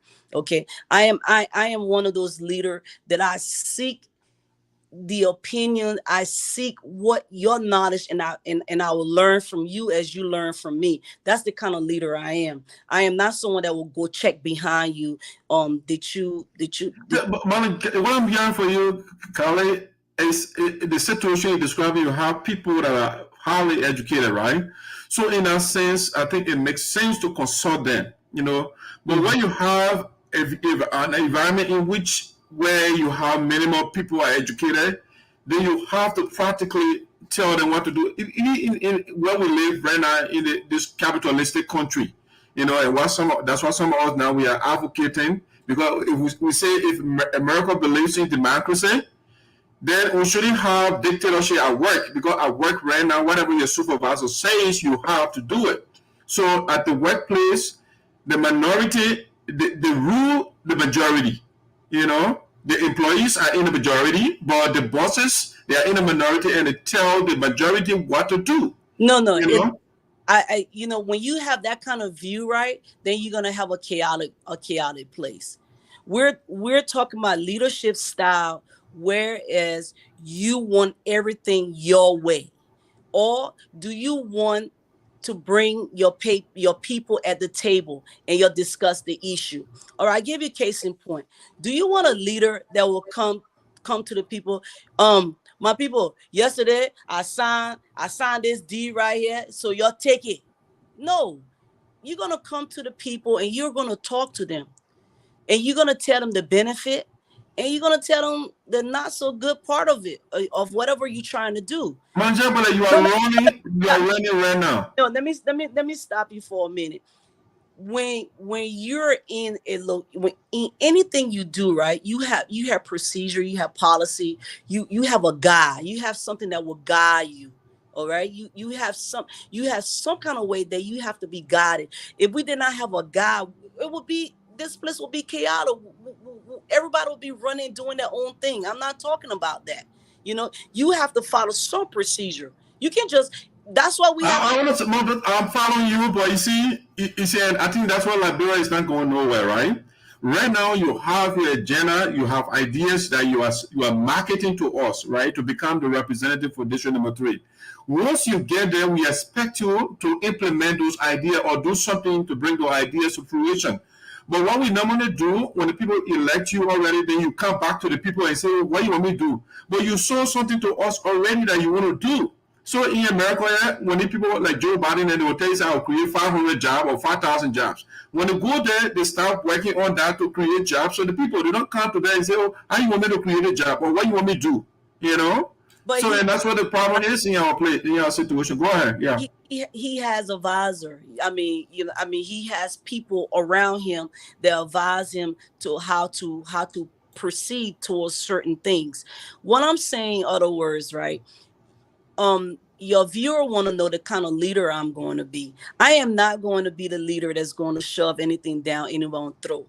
I am going to be the leader that's going to tell you the benefit, the good and the bad of where we're going and how we're going to do it. And if you have any dissenting views, let me know. And then I will be able to let you know, no, this is the best way. I believe this is the best way. But you cannot lead a group of people that you want to install fear. Because the way it sounds like someone that want to install fear in those people who put them there. You are the employee. Now you trying to put fear into your employer. No, I am not that kind. Let's look at the second part of Mr. James's question here. She ran first and was defeated. What experience she wishes to share with the public?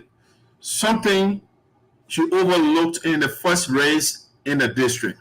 Okay, that's a very good question. Right. Let me let Mr. your viewer know. I went to school on a track scholarship. I went to school as an athlete. And in order to maintain my scholarship, I always have to be, on top of it. And it got to a point where, my head got a little big, and I lost a major race. I really did. And that loss actually for the next race, for the final, it kind of like put me, because, it depends how well you do. This is how you're going to be seated when you go to the final. And that was a lesson learned. And the lesson is, you know what? You have to practice. You have to practice. You have to change your strategy. Maybe I should not try to kick at the 300 mark. Maybe I should reserve my energy. I'm stronger around the 200. So that go back to 2017. I ran and I lost. And I see that as a good thing. It's a lesson. It's a strong lesson. I really appreciate that. So what did I do different? I learned from my mistake from 2017. And then when I look at it, I don't look at it as a mistake, because I look at it as a learning. It was a learning process for me. And what thing that I did different? When you're in a race that require the opinions of other people, what you do? You bring people with experience around you. You bring people that understand the terrain. You bring people that can educate you. That is why a leader cannot stand by his or herself. They cannot.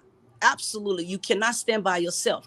You bring other people around you to teach you, or to let you know, this is okay. You know what? Let's do it like this. This is how you capture this location. This is how you do this. So what I did different was I changed my team around. My team is absolutely maybe 99% revamped.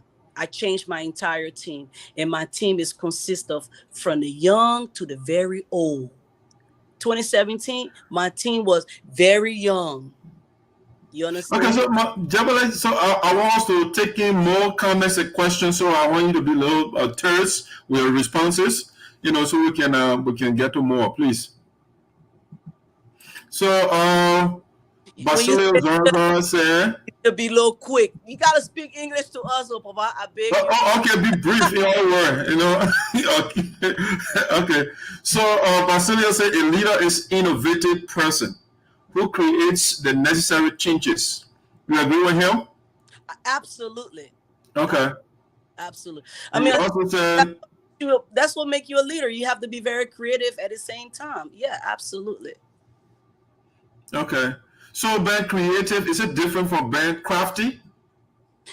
I believe creative and being crafty is they go hand in hand. Okay. You got to get to a certain point. Okay, it's almost like a child, right? You want that child to eat this food right here. So you got to find some kind of little creative and little crafty way to making sure that they eat. So to be creative and being crafty, sometimes crafty is a little negative. It depends how you're using it. Right.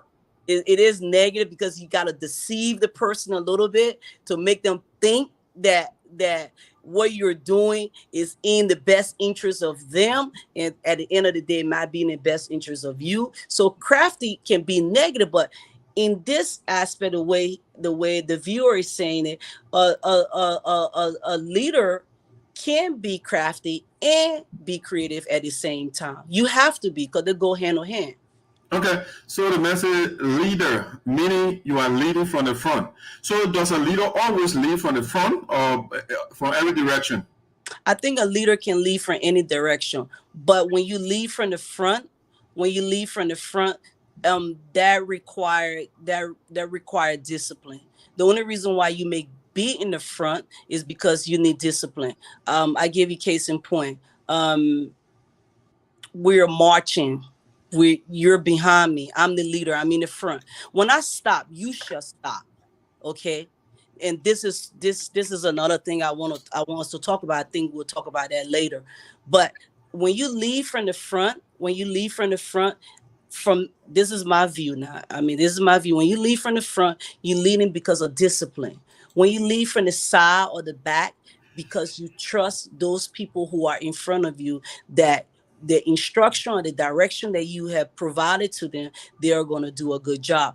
This is where you have micromanagement, and I'm not a micromanager, because if I sent my associate out there, I expect he or she to do exactly what the team agreed upon, so yeah, I can lead from any direction.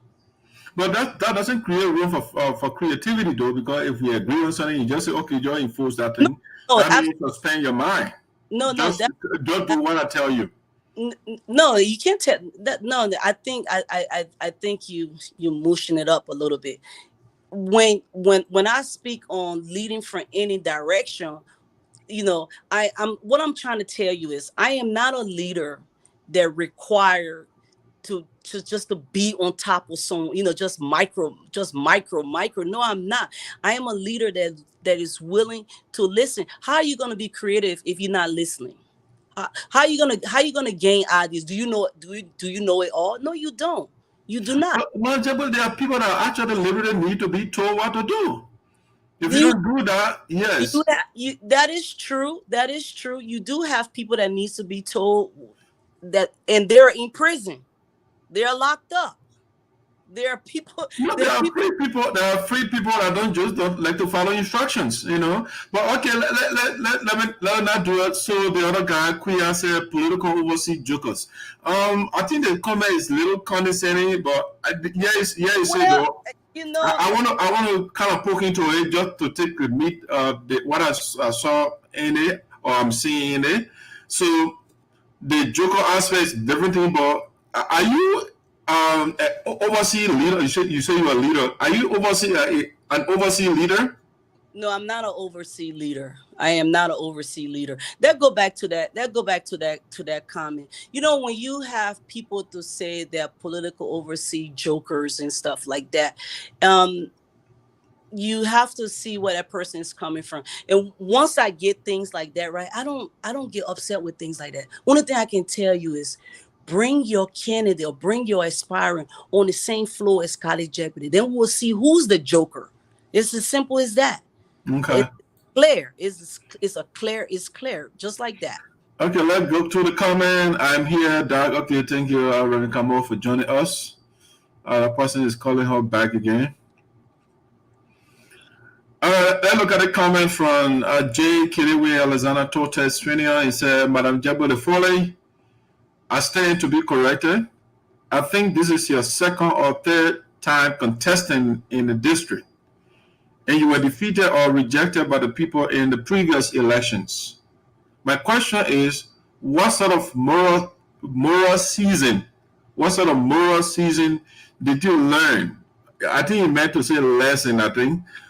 What sort of moral lesson did you learn in the past elections?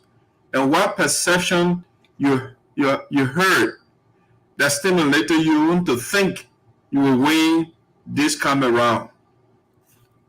I think I'm trying to understand what he's trying to say. This is my second time running, so that get the correction. This is my second time running. 2017 was my first. 2023 will be my second. Going to the moral lesson, I'm not too sure about the term moral, but what lesson that I learned from the past? The lesson that I learned from the past is, right, and that will go back to leadership. The way I see it is not the way our people see it. That's clear. Anyone that want to challenge me on that, try it. Just go and try it.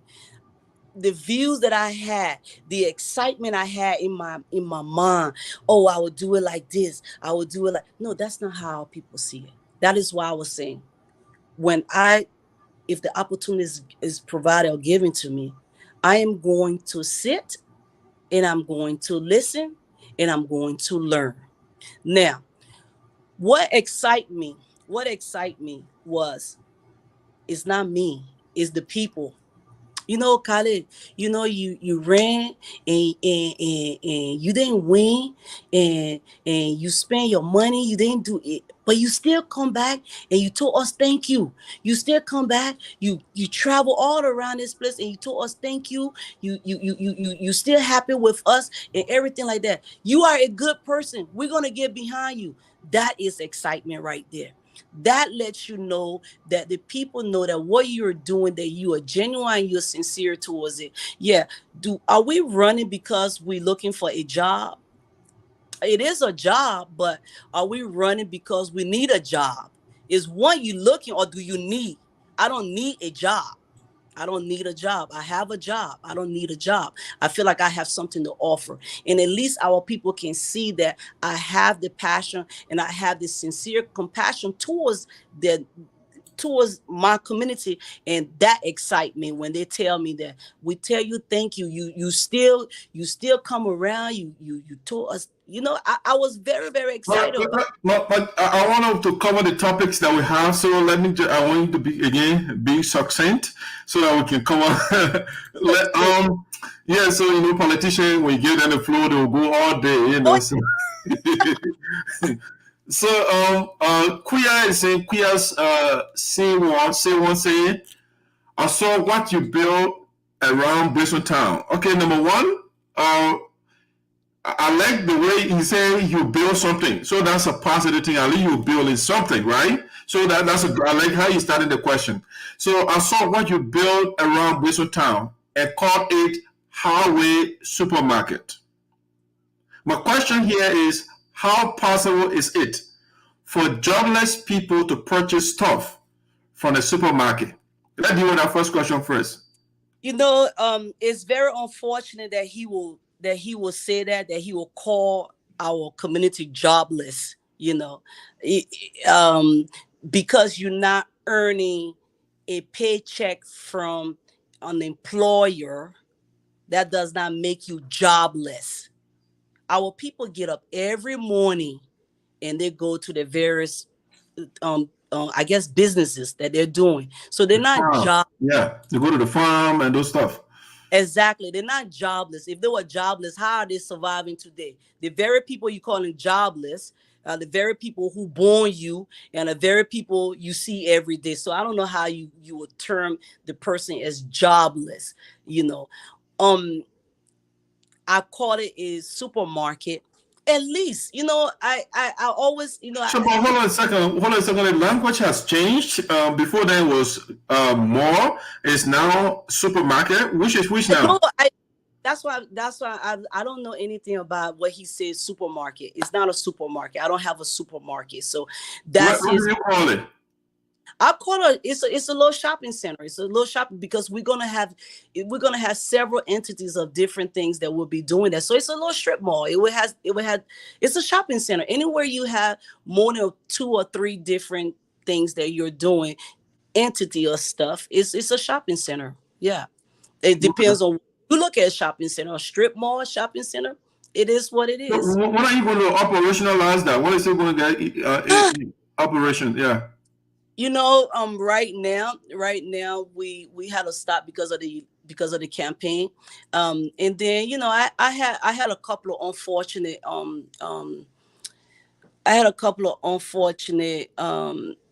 Yeah, okay, I got that specifically, but let's tackle the brother's question, please, so we can get off track. So the second aspect of the question is, our people need empowerment and not manipulation, like your so-called project.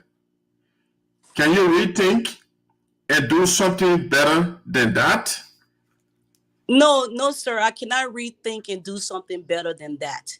The idea came to my mind, and I feel like that is something that will help the community. Now, let me say this right here.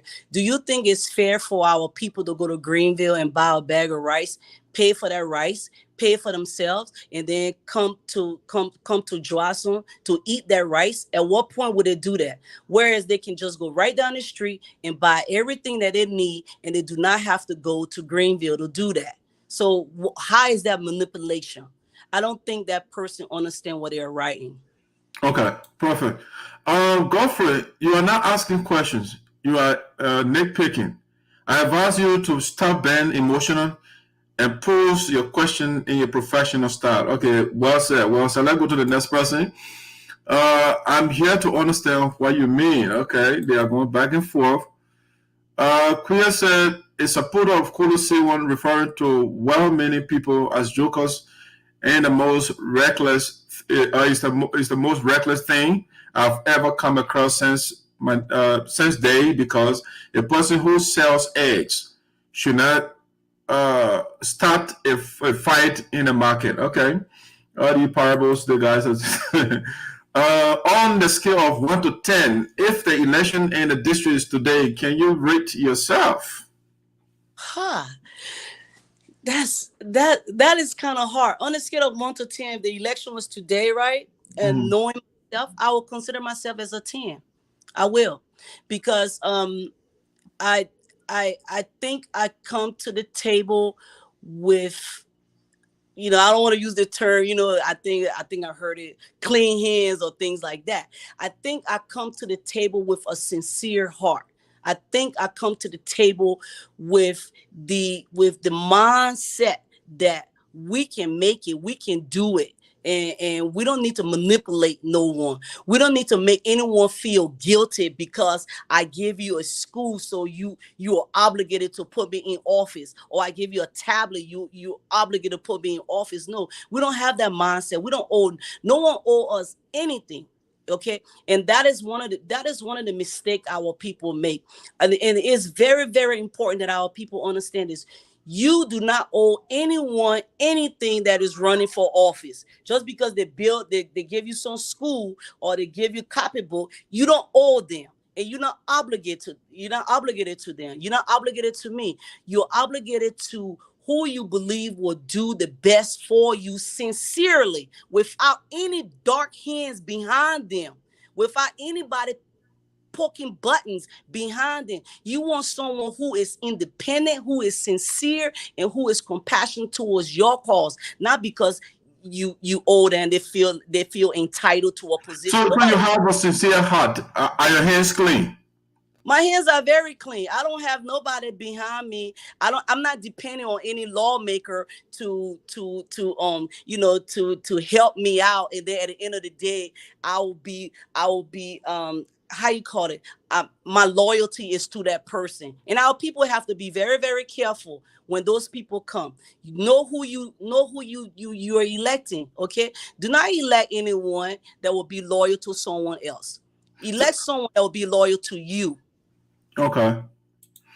All right, Ambassador John Nelson, what makes you different from other aspirants?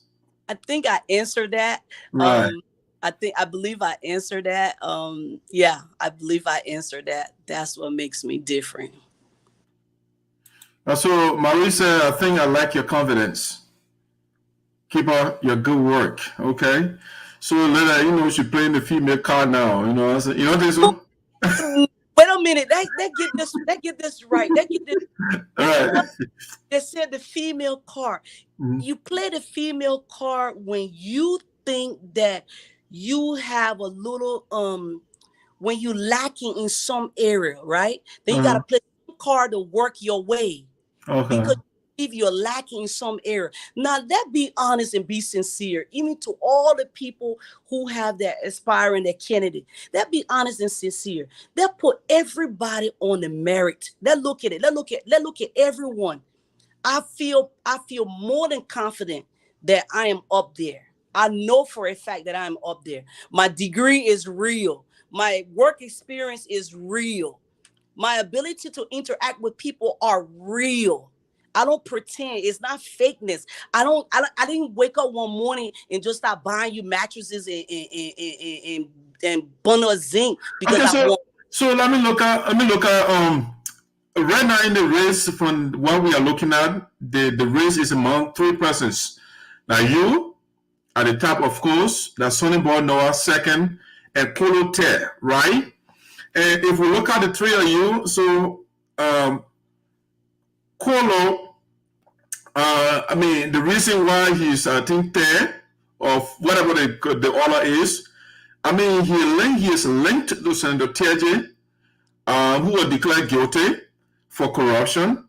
So his alignment with Senator Teahjay scares the people, because the people corruption, killing the people, and somebody who was declared guilty for corruption, and Reverend Kolo said, that's my man, Number two, Reverend Kolo, he has this huge stigma on him, with the 2017 violence that went on, this is graphic, but I'll put it up.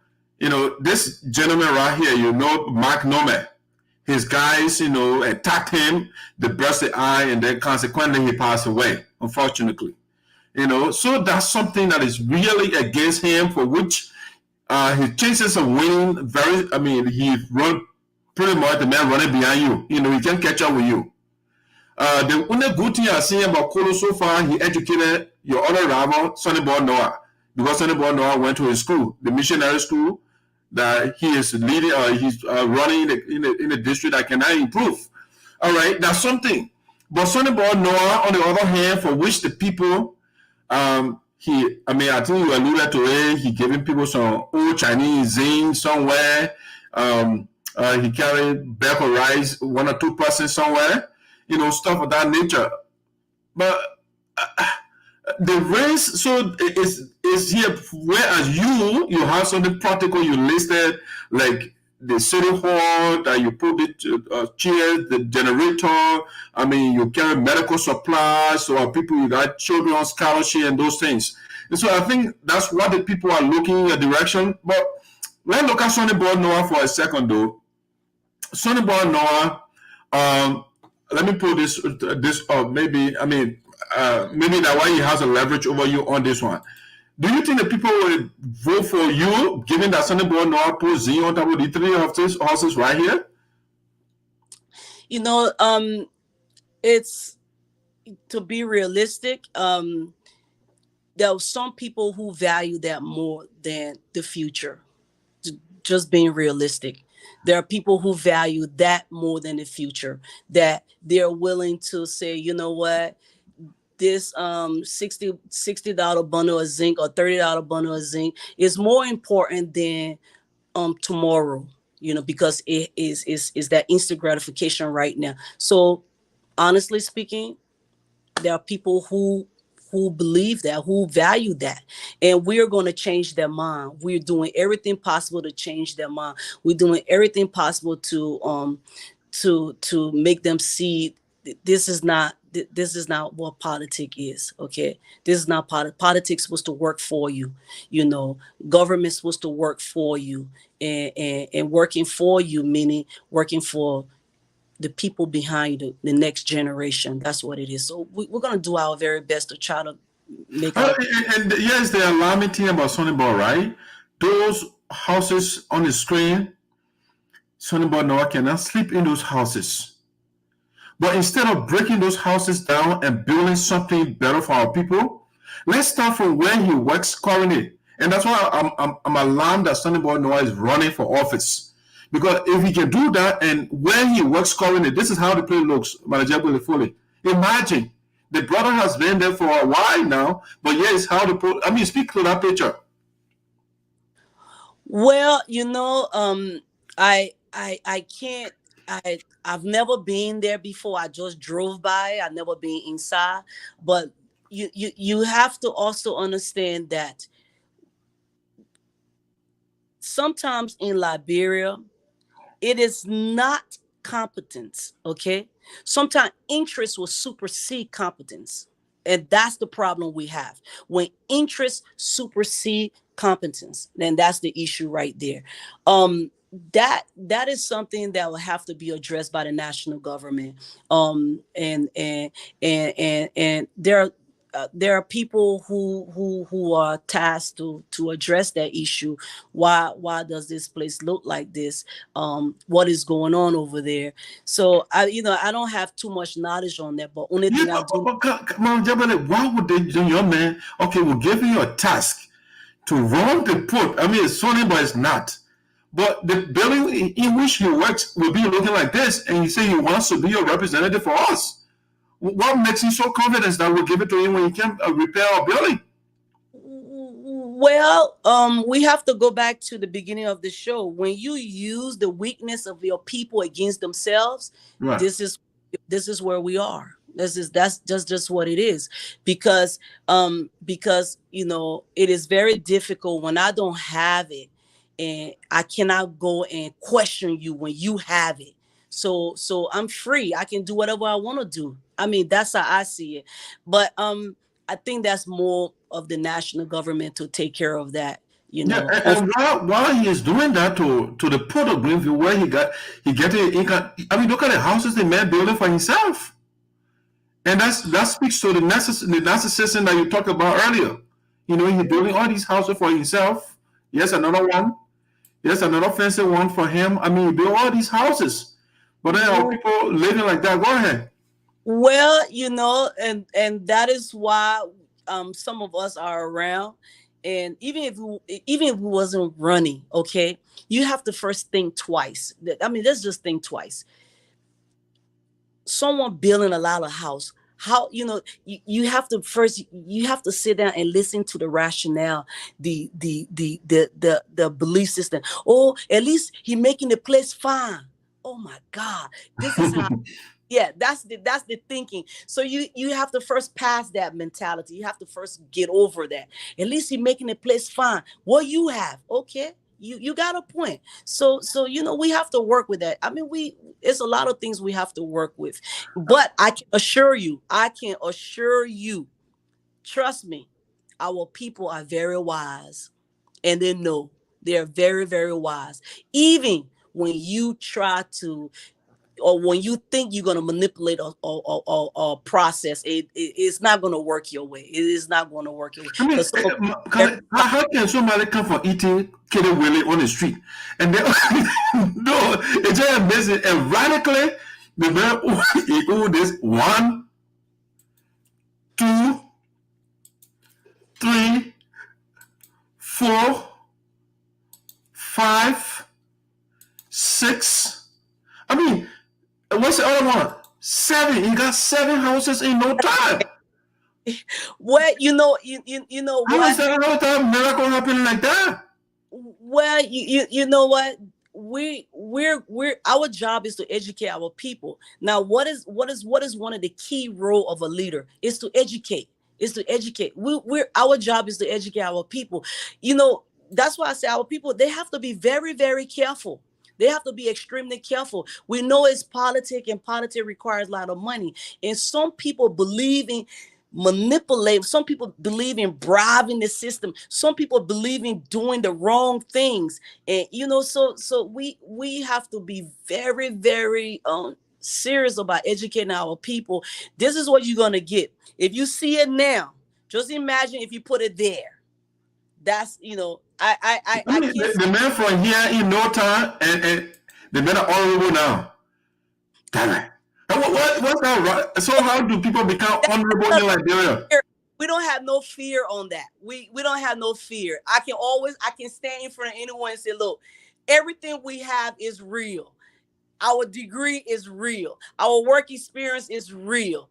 Our home that we have is real. Nobody is going to beat any pots and pan behind Gallah Jegbadai when you go to my house in Marshall. It is real. So we're not concerned about this individual. These two images, they are just radically different. From here, and the man, the honorable, now he's shining, wearing gold diamond ring. When I pull all these pictures up, like the guy don't want that to loot. But let me see, man. I'm kind of should I say, I'm proud of your humility, the way you humble yourself. I mean, I try to understand, right? How can you leave LA, right, with all that? I mean, you told me your company you're running. How can you leave that and go, in the jungle like that? I mean, what gave you that motivation, that drive to kind of meet with the people like that? So one of the things when you forget where you come from, right, then you're not a person. Because once upon a time, I was that very same child, just like anyone else in Liberia, in West Point. I am no different from anyone else. It's just that the opportunity was presented to me and I'm here. But I never forgot where I came from. I never forgot, because my son used to ask me, Mommy, why grandma always speaking Chinese? He never said Sapo, he was little.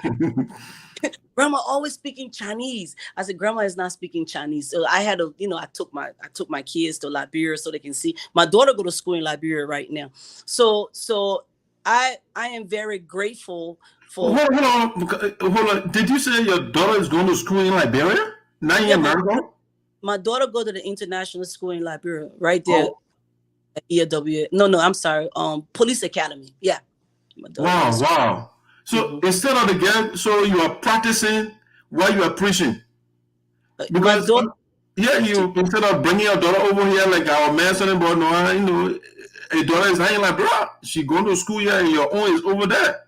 No one other people are talking about you. But I want you to also talk about this. You opened a new office recently in the county.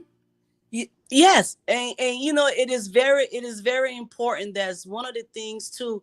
You want your people to be able to reach you. You want your people to, you want them to have access to you. Not everybody can go to Monrovia, So let me start now. Allow me to show you the type of person I am. the type of person I'm going to be. I am not someone that's going to run away from you. I am not someone that's going to come after a couple of years and say, oh, my people are here, oh, yeah, please carry me. And I come with big flashy cars and, you know, change a whole lot of LDs and give it to you. So, you know, I want to do something to show, like, look, if given the opportunity, I am going to be a very hardworking, a very productive, representative. I am not someone to sit around and wait for something to come to me. I believe in going to get it. That's what I am, and I believe in people reaching out to me. So yeah, definitely, we open our small little office. See this. Let me play the quick video, right? I mean, the risk that you are taking for our people is amazing. Let me play the quick video right here. Let's see.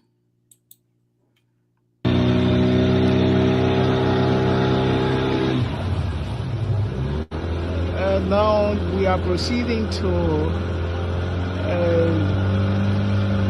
Pound One, from Pound One to Kilway Town. And here we are on the Sanquin River. You can see this is where Sanquin joined the sea. This is Gallah Jegbadai-Fully.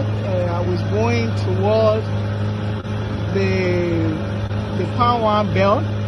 This is the voter registration awareness tournament organized by Gallah Jegbadai-Fully. Competent and fearless female aspirants, Electoral District number 3, Sinoe County. And here we are well posted. We are going a no easy way to success. Meeting the expectation of our community is the focus needs of the Jegbadai. Wow. So, Jegbadai, I'm amazed that you will leave the comfort of your nice place over there and you'll be taking this way. I mean, again, go over. Why are you so determined and putting your lives in harm's way like this? Well, you know, when you believe that you're a special person, right? Then you can't connect with the people. When you think that you're so super ordinary, you're so different, you're better than them, you can never connect with them. You cannot lead them when you think that you are so special. I don't believe that I am a special person. I believe that wherever my people are, if you can live there, I can live there too. If you can survive there, I can survive there too. Okay. They got there by crossing the river. So I have to get there by crossing that river too. How am I going to go? How am I going to lead you when I'm afraid to cross the river and you live across the river? How am I going to lead you? You know? So I just see it like that. I am not going to be someone that, oh, I can't go over there. I can't do this one. But they're human beings and they're there. How did they get there? So I can get there too. You know, that's how I look at my leadership skill. And while you are taking a risk for your people, this is why your one of your opponents is doing. The man is so intolerant. I mean, let me show you the video. I was looking at the video. I said, what is going on here? Let me play this. Since that time, people are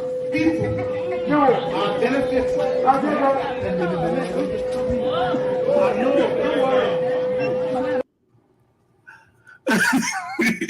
I'm sorry, fully, but what do you make of that picture? Let me play that video again. Let me play that again. I mean, what do you make of it? Since that time, people are benefiting.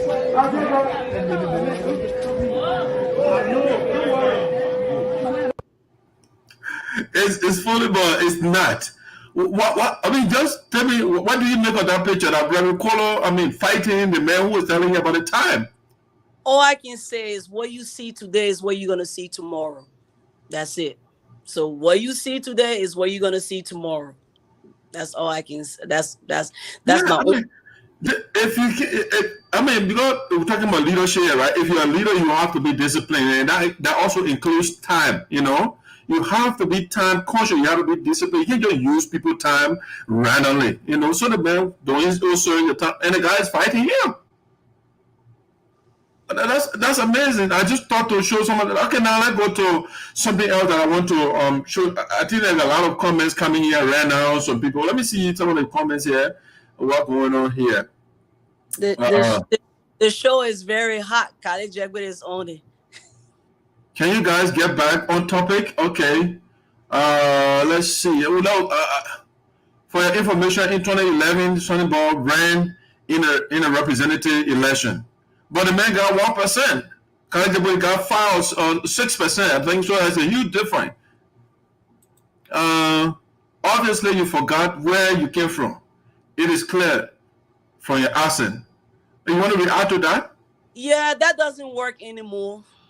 My people can understand me well. So if you don't understand me, it's unfortunate, and I will take my time so I can talk a little slower for him. My accent does not work anymore. My accent does not take away who I am. My accent does not change who my mother and father is. My accent does not change where I was born. My accent does not change what my culture, what my tribe, what my tradition. My accent does not change none of those things. It's just an accent. My accent does not change the blood that's in my body. My accent don't change that. So those things are very I think a distraction, as pure distraction, don't even work anymore. It's frivolous, I can also add to that. It wasn't your decision to grow up in the U.S., right? You were a little girl, and your parents brought you here. So how you expect you to talk? To talk to him like Sapo man. I don't begin. All right, let's see what he said. Okay, but that was a huge distraction right there. Yes, always remember where you come from. Okay, so where you came from. That's little Mary Pioneer, the president for the Minnesota chapter, and looks like she's supporting you. She's rooting for you. Yeah, you got a strong support. I tell her thank you. Okay. This is another criticism from Toba. Live in Marshall. Daughter goes to school in Maserado, but you want power in Sinoe. Speak to that. My house is in Marshall. Okay. Now, you have Aspirant that have houses all over the place. Do they live there? They have homes there. But you have a house in Blissington, right? I have a place in Blissington. Right. My house is in Marshall. My daughter go to school in Maserado. What's wrong with that? It's in Liberia. So I don't know. When you lack substance, you will say things like that. My daughter goes to school in Maserado. Absolutely, she does. So, Malaka, I'm not cutting you, all right? Sonnyboy's daughter is going to school in America, and your daughter, you're in America. Your daughter is going to school in Liberia. So, who should be looking all the here? I don't know. And who is doing capital flight? You're taking our money and sending it to America that rich already. The man is harming our economy. It's the contradiction of the Republican, One of those Republican views. For you are taking the money from here and sending it to Liberia. But your counterpart is sending it to America. See the antithesis? That's the pure opposite. That's Fox News. So, is it Toba Lloyd? This is not about arson. Maybe she was a little girl when she came to the U.S. That's right. That's exactly what I said, right? So, Marie, you have to put Marie on your team. I think I do. She's doing great. I'm gonna call her. She's doing great. I'm gonna call her. Marie Pioneer, I too came here when I was very young. I learned Sapo in America. Just imagine that. Question how many I get. I tell the man, say, what is space between here? You will not call it. The space, when beg a space Sapo, let me pronounce the space. Yeah, you can't do it. Well, let me respond to him because those are the kind of things. Those are the things that tear our community apart. During the program, the Sapo Dialogue, right? Mm-hmm. The youth chairman, he made a statement and it just passed me. And he said that for those who have the opportunity, I'm just paraphrasing, for those who have the opportunity, maybe in the diaspora and things like that, he is encouraging those who have the opportunity to come and help our community, right?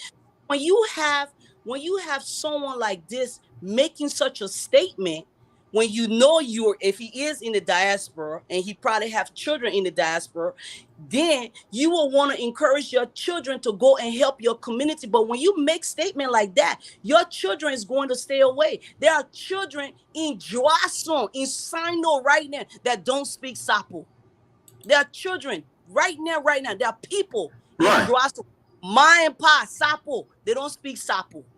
There are children in Morovia right now, Ma and Pa, everything. They don't speak Sapo. You know, when we start doing things like that, you drive your talent away. Don't go far. Me, I got my 2 girls over there. They don't speak Sapo. They're in Morovia. All the papa in Morovia can speak Sapo. You know. So again, when you look at it, I mean, you speak the language of, like you say, the lingua franca right now of the largest economy in the world. So if you want to lobby, where do you go? You go to our village to go speak Sapo? No, you come to the United States and lobby the government here. You lobby the rich people here to help your people, right? So Lloyd has a candidate who, when he's speaking English, as though he's speaking Chinese, you know. So I don't know, maybe he go to the Chinese people then to go lobby. It's not a bad idea. China too is a strong economy. It's the second more powerful country in the world right now. So, but if Mama Jegbadai speaks the language of America, and when she goes in Congress right now, when she speaks, the people will not say, "What did she say?" You know, it's a plus for us. You know. Also look at it like this, right? One thing people like that, you know, I hate to use that term, people like that, I apologize. One thing that this gentleman have to understand, that the official language of the country, it is English. I can't speak Sapo. It's true. I agree. I never deny the fact. But trust me, when it comes to English, right? No, he's not talking about English. You're talking about your accent, you know? Exactly. Right. It doesn't matter what my accent is. Does my accent take away from who I am? Do you mean my accent will make me less? Let's get to the substance. That man, you know, that, yeah, you know, his man is drowning, so he trying to distract our attention from the major issue that our people are confronting in Sinoe. But it is a major, this right here, for me, I want to just go back to what a youth chair said, right? If our people think the way that gentleman is thinking, more people will be free to come around our people. We have so many talented people, but they stay away because we have mentality like that. We have people that will find ways to just pick at you, just to tear at you. You know, we need to stop doing that. We need to invite everybody to the table. Okay, so Milton said my indictment of Sonnyboy Noah is unfair. I'm not, Milton. Okay, fair enough. That's your view. I respect your view, but I'm not saying the man is convicted. I'm saying what he's doing wrong from my perspective. I have the right to criticize my opponent. I'm not a proponent of Sonnyboy Noah, and I made my position clear to the people. If I look at the buildings in which the man works, the buildings are dilapidated. I'm not going to put that man in the Capitol building to be my representative. No, I don't need court indictment for that. No, the buildings in which the brother works, the buildings are rotten, and that's an issue for me. The people that work for Sonnyboy Noah, they don't have place to sleep. And Sonnyboy got 7 houses. I just put them on the screen for you. That's an issue for me. Sonnyboy Noah cannot put Z over houses that he cannot sleep in. That's an issue for me. So I don't need court verdict for that. I don't need any GAC report for that. No. It's what they call common sense. Let me go to the next thing. The man, Lloyd is laughing. He said, yeah, that's a pure distraction, buddy. You have availed yourself as a public figure. So you have subjected yourself to public scrutiny. If you want to help your people, there are many avenues to do so. Not just in politics. Any reaction to that? He is absolutely right. He is absolutely right. Not just in politics, but sometimes there are changes that you believe that you can bring to the table and require you to be part of that process. Okay, so no, it's not just in politics. Politics should be a service. It is a service. I I I am a registered nurse. I have a job. I have a career, and if politics doesn't work, I can go back to my job. I can go back to my career. So he is right, but in order to make some certain changes, you have to be part of the process. You just have to be. Right. So Madam, every time you talk, I hear the consistency. So instead of saying, I enjoy America, I'm doing good, let me just enjoy my wealth or whatever I have and forget the people by when you say, what, let me apply my knowledge. Besides going to politics, you serve your community first. That's what you decided to do. Unlike my brother, now you do say I'm chief for our organization, But as a young lady, you came, you got on board, you led the community twice, 2 terms, and you give personal contribution to the county. And you say, what, for me to get more audience, to get a bigger platform, let me give a shot to the representative seat of district number 3. I think it's fair enough. Let's see. You have, okay, I think that's read a comment. I want to know, so you guys, the men are reading our comments, right? So I just want to Milton Teahjay, where are the 2 parole boats that got coasted from the port overnight? I just don't want to go to another place. There was all the allegations. But the thing that I was observing right now, Sonnyboy Noah got to the port and the boat it disappeared all of a sudden. But Milton said, we should go for verdict. What the people before him, the person before him, the boat did not get missing. Only Sonnyboy get there before he starts sinking. Why? So you see the brother is already not the right person for our district. And that's how you put the esoteric. We'll make sure that we put Gallah Jegbadai-Fully there. I'm not endorsing you here, but I'm just saying. Okay, let's look at the comment here. I'm glad that you and Doug are getting along well. Sorry, really. A few years ago, when he was in the race against Honorable Zaza and the rest, there were so many negative things that were said about you on this same show that also assisted you in your defeat. And any comments? Read it. Go ahead. If I can see it. Read it. But why you Okay. go ahead, you're the guest. I see where he going. You know what? I think that there's a saying in politics. There's no permanent friends and no permanent enemy. Am I correct? Yeah. It's international, relations. No permanent friend. Right. So he wants to know words that are being said. There were so many. I know who I am. I know exactly who I am. I know the type of person I am. We're in a political battle. So it's almost like being in an argument. I am gonna say what I can say to you to make you feel bad.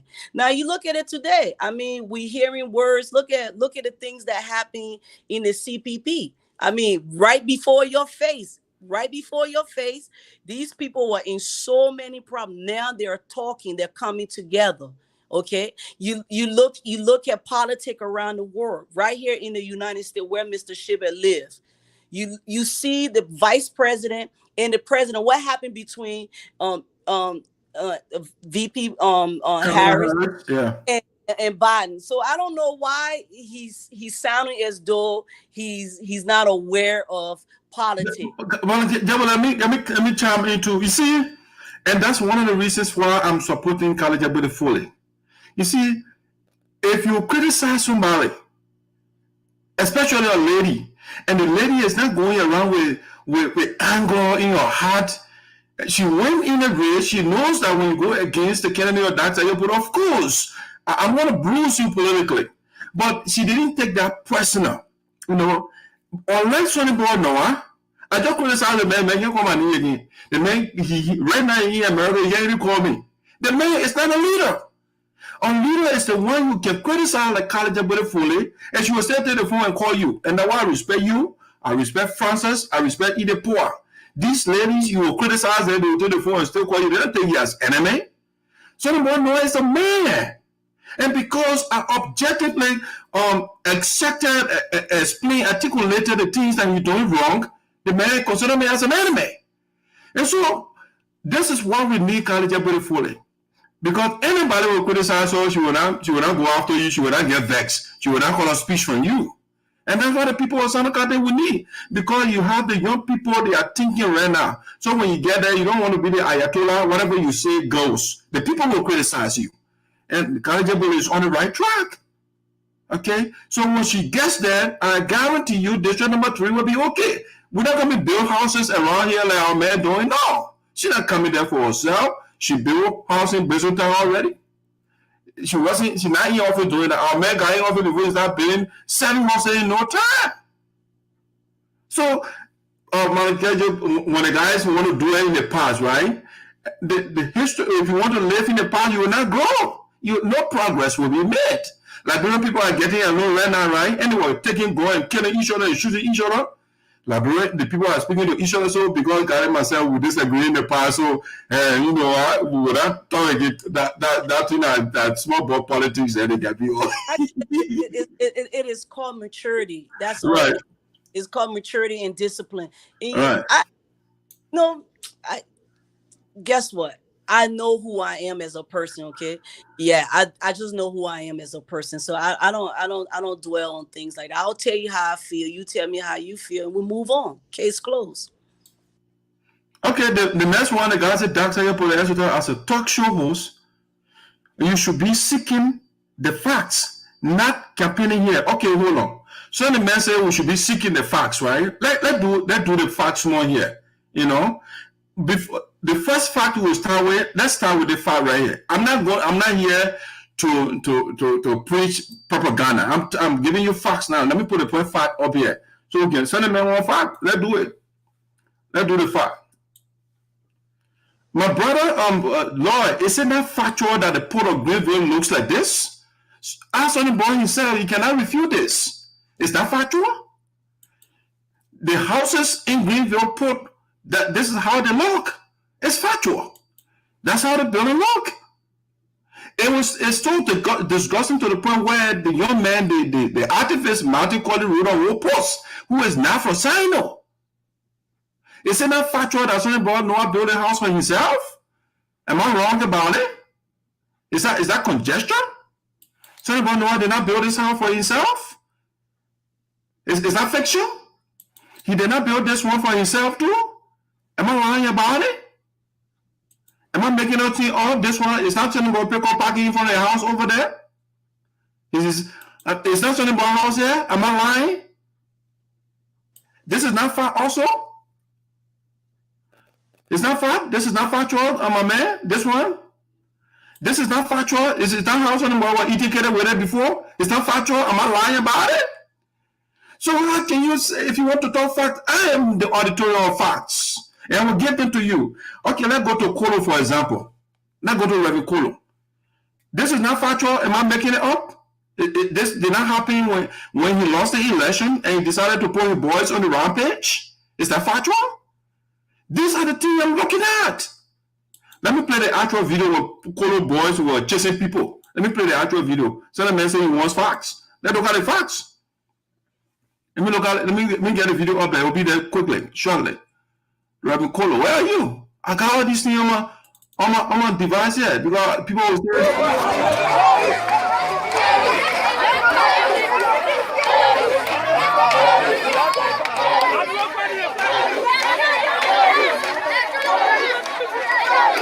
Okay, first of all, we have to make sure it clear here. These are the supporters of Honorable Zaza.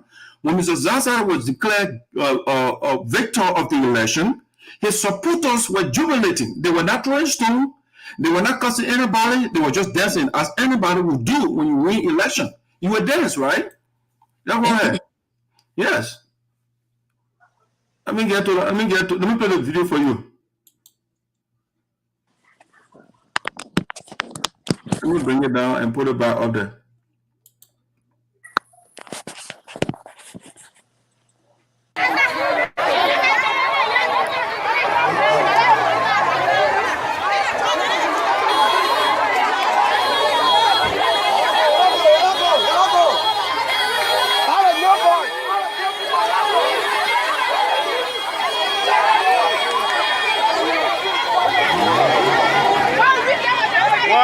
Zaza group is celebrating. The Kolo group started throwing stones.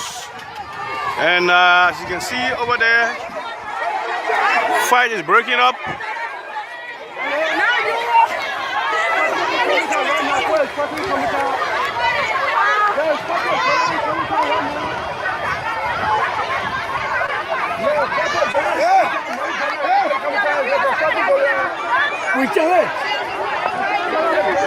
There's a fighting going on now.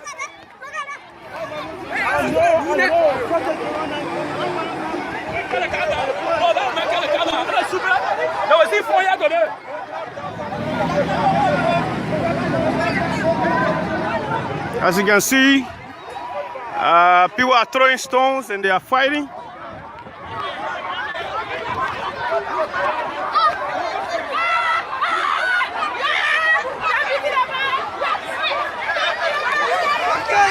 Hey!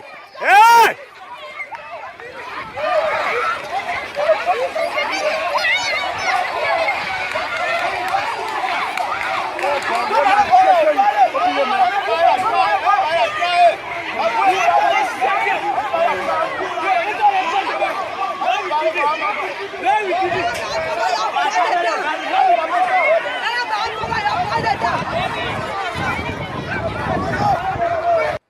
So, I mean, so the guy said I should speak fact. Isn't that factual?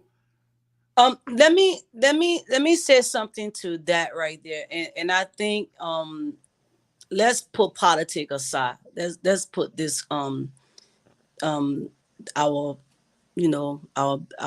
political battles and things of that nature. Right after this, I believe it was the Saturday program, everyone went to their various location, and you have one aspiring where his people escort him to his location, and the other aspiring, his people escort him to his location. No problem. They're singing, they're chanting, no problem. That's not an issue. After maybe I say 10 or 15 minutes after the fact, coming from up the hill from Kamustan, there's another group that's coming. Like I think I made a post, either they were excited or they were trying to intimidate. Another group that's coming and they're chanting, they're doing the same thing again. I had to stop my program to warn everyone, this is how it starts. This is how it starts. You have the right to do what you want to do, but what you're doing will provoke another person, will provoke someone to say something to you, and the next thing you know, that provocation would lead to an argument. That argument would lead to a fight. That fight would lead to something very, very bad. And I told our people, you're seeing it happening. It is happening. You're seeing it. No one's saying anything. Now, people standing around, they're around us and they're standing around. Anything can happen at that point. And I'm making it very, very clear. Whosoever that's on this podcast tonight or on this afternoon, please let our people know this is not right. It is not right. There's something that is brewing. 2017 looks like it wants to repeat herself again. And everybody is watching. Everyone think that is politics.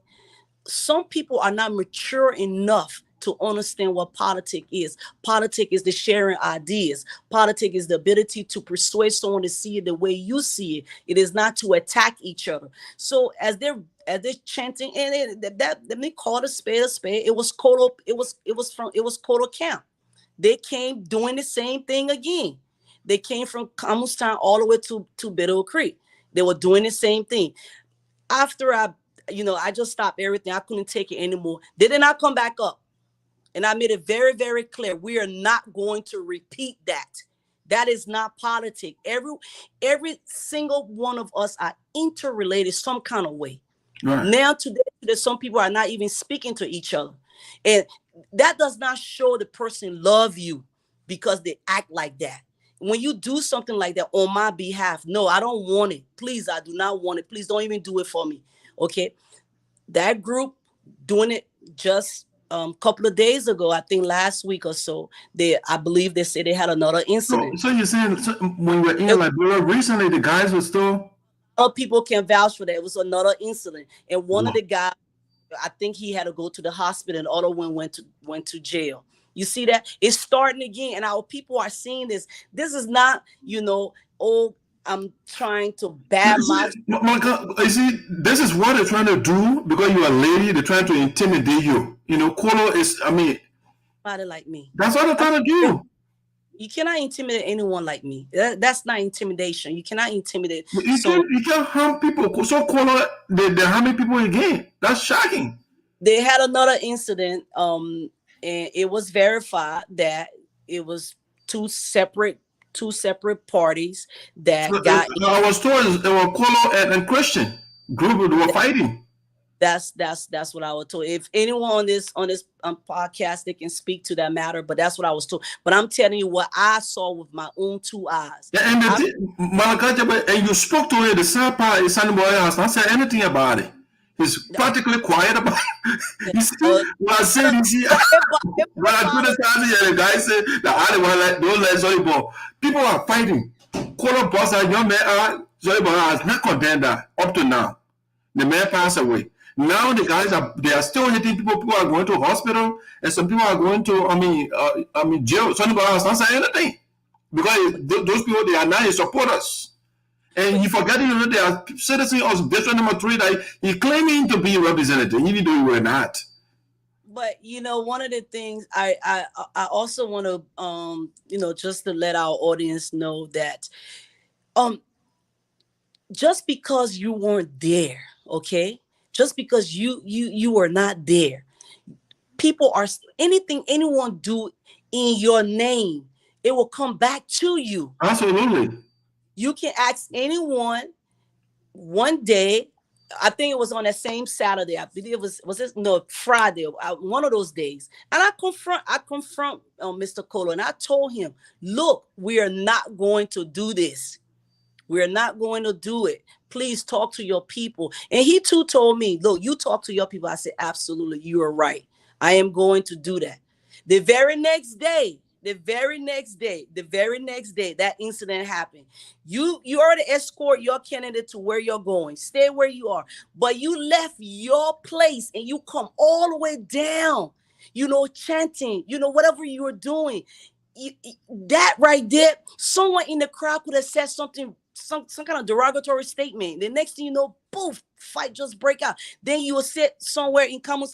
Oh, I wasn't there. I don't know nothing about it. No, I told you, talk to them. You are not a leader. Gallah, I'm not cutting you up. You should not be telling Kolo to talk to the people. He has an established history already of busting somebody out, and consequently the person died. So you should not, Kolo should be the most cautious person in the race. But the man, if he can support Milton Teahjay, who helped charity to kill 250,000, what you guys can do? They can do anything. But anyway, let's go to the van. I was told Sonnyboy supporters they burst into your business or whatever you're building over there. I can't say who the last time, not this previous time, but the last time the guy who did it was a Sonnyboy supporter. It was. His name is something David Nante Natty. He broke into the place. I mean, you just look at the thinking, the mindset. He broke into the place to post on Facebook to say that I didn't finish it. And so it's my money. I'm working on it. I didn't take nobody's money. I don't owe nobody. Really? So he posted I didn't finish it. Just recently, a couple of, I think about a week or so ago, 2 weeks ago, someone broke into the place. They didn't go there to steal. They just went there. They cut all the wires. They took the breaker down. Why are you doing this? Why are you doing this? I am not going anywhere. You cannot intimidate me. I'm not going anywhere. The day we catch you, you will regret that you ever entered that building. It's clear. Why are you doing this? They just went in there, cut all the wires. This is the third time. They have vandalized my place. For what reason? What are you getting out of it? You trying to show that you have love for this person? At the end of the day, you don't know, one day me and you we're gonna meet. You don't know, you may need my assistant. I may need your assistant. So, you know, and I continue to preach this. Look, we are the same people. We are interrelated somehow. And when that boy who did it, he's from one guy says Stanley Natty, I think. That's it. That's the name. Yeah. That's it. He was the one who broke into the place, and he was bold enough. He was brave enough. And one of the reasons what emboldened him, because you know what? Nobody enforced anything there. Something about the foundation?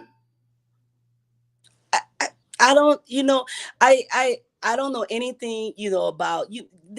They cannot. Guess what? You cannot reprimand your supporter because you're afraid of your supporter. What kind of leader are you when you're afraid to tell someone that, you know, this is where the man is desperate for power. That's it. So they can't tell the people they won't go to power to the point where when their supporters are doing wrong things, they say, you know what? When I told the man will not vote for me. It's all about power. It's not about, discipline. Like you use that word. You can't follow me. You can't be disciplined. If you don't want to be disciplined, then you can't be my supporter. No. I can only verify that one break-in, which was that Stanley guy. I'm not still wrong. That's Sonnyboy Noah supporter. I'm not still wrong. I don't know.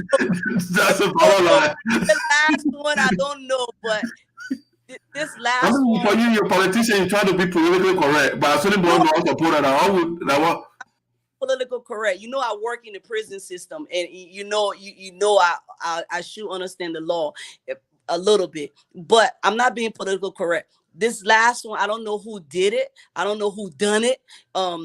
They went in there, you know, from the video that was sent to me and the pictures. They didn't go in there to steal. They just went in there to destroy. That is a vengeance. That is someone with pure malice in their heart. So they can't go to Sonnyboy Noah planning houses to enter the one that one play you build that they going after. Well, 3 times they have broken into the place. 3 times they broke into it. Yeah, wow. 3 times. Yeah. And it's unfortunate. You know, you see, the problem I have with our people. Number one, that Sonnyboy Noah house. He did not use his personal money. The man left the port of Greenville. The boat is missing. He had built already. They sold the boat, and he built it up. That the man, the resources the man used, and the horse also go into your whole loop for that. And now, you know, I mean, I'm not encouraging violence though, but that in a case, that's the man you have to go after. Look at 1, that 2 now, 3, 4, 5, 6, 7 houses in no time. I mean, how many is about that they pay? So, and the man get all the air conditioning, your clothes, take it from there so you can go there and get food. But the other house, nothing inside, a bunch of wire. Why are you cutting the wires? They cut it. They cut the wire. Took for everything. Okay, but let's get to serious business here. Before I'm wrapping up now to go. You have what you call your legislative agenda, but you call it the basic necessity of life. I want you to expand on that. When I look at the basic necessity of life, 1, health, 2, education, 3, agriculture. Those are the basic necessity of life. If you want to add peace to it, because without peace, you cannot do none of those things. Without peace, you have to have some understanding within your people. When it comes to health, of course, I'm going to be very strong on health. Of course, that I know that of all the aspiring when it comes to health, you know, I am going to really push that issue because I strongly believe, and it's not that I believe, it is proven, it is the fact.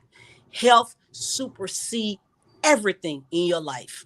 Without health, you're not who you are. You cannot be who you are or who you want to be without health. So when it comes to health, you know, we plan to bring in, we plan to introduce policy. Now that get back to it. One of the aspirants said that they already had 3 bills that they're already written. You can write the bills all you want to. How are you going to implement it? Implementation is the key. How are you going to implement it? How are you going to make sure that bill is going to be supported? How are you going to generate the funds for that bill and whatnot? So when it comes to health, and we have a lot of money in the health budget, should have a lot of money in the health budget, but that money is not being trickled down to the counties or the community. So I feel that health is going to be my strength because I know health. Understanding the fact that we have clinics in our community, in our rural community, and in those clinics there's absolutely nothing there. We have one of the best. I mean, let me change my term. We have a facility in Juarzon. It has lots of potential. I always said it has lots of potential. That facility has almost everything you need, but there's nothing in there. How can we ensure that that facility meet the needs of our community? There are things you can do. Not everything has to go through government. We have to learn to outsource some things to the private sector. Not everything has to go to the government. And you have companies that are willing to come in there. I give you a case in point. If you go to some of these major hospitals, the pharmacy is not ran by that hospital. The pharmacy services sometimes is ran by a private company, but in the hospital to ensure that everything that comes there stayed there. How can you see a patient that is sick, then you telling them to go across the street to your private clinic to go buy the supply or the medication or equipment that they need before you can serve them? Okay, that's one thing when it comes to that. Now we turn to education. When we look at education is actually one of the biggest problems that we have, because there's one thing to read, is another thing to comprehend. There's one thing to hear, is another thing to be objective in what you're hearing, not to be subjective. And when it comes to the education should not be a right. It should be a privilege. Education should not be a privilege. It should be a right. Okay. Just like, yeah, it should be a right. Everyone should be entitled to the basic education. Everyone should be entitled to that, from preschool all the way to high school. But on our side, but I want you to say that again, because we are in a political season and the guy was paying that. So it's a education should be a right and not a privilege, right? Exactly. Education is a right, not a privilege. All right. It is a right. You have the right to be educated, because the more our people know, the more they will stay away from elements that want to come exploit them, that want to come to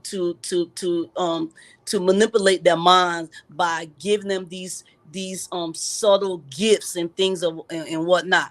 The more our community is educated, the stronger our community is. So our focus, I'll be honest with you, our focus is going to be on the primary education and also focusing on female. I mean, we have to get our female to that level. If you look in the school system, you'll find more male child in the school than you would the female. So there has to be some type of incentive to encourage the parents to make sure that girl go to school and that she finish. So you have to put programs in place to encourage that. So those are the things that we plan to do. And then when it comes to what I consider the bread and butter, the agriculture, we know that over 90% of our community are farmers. How can we support those farmers? Our people own the farm to eat. They also need to make their farm to a point where they can sustain themselves, not only to eat, but to also support themselves. Why is it our people can own a farm to eat? We have to change that. How do you change that? You change it by bringing technology, by bringing equipments, by bringing knowledge. We have an agricultural school right there in the district. Why are we not taking advantage of that? Why we are not liaised with the agricultural school? In the agricultural school, actually, the enrollment, when I checked with the headmaster, the enrollment has went down. you know, because a lot of the young people, when they finish, they just leave. There's nothing in the district. So what are you going to do to make this, to liven up this place, to keep the young people, because they are the future of our community. They are the future of any community. It is the young people. What are we going to do to ensure that they stay? What are we going to do to attract them? And those are the kind of things you have to first start with, the basic necessity of life. When you start with that, everything else will fall in place.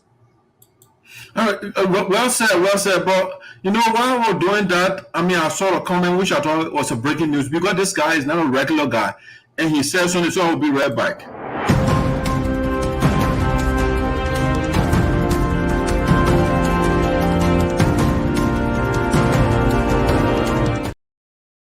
All right, so the breaking news we are getting, former representative aspirant of district number 8, correct me if I'm getting wrong, Lloyd Tobai contested before in Maserati County, and he was beaten massively.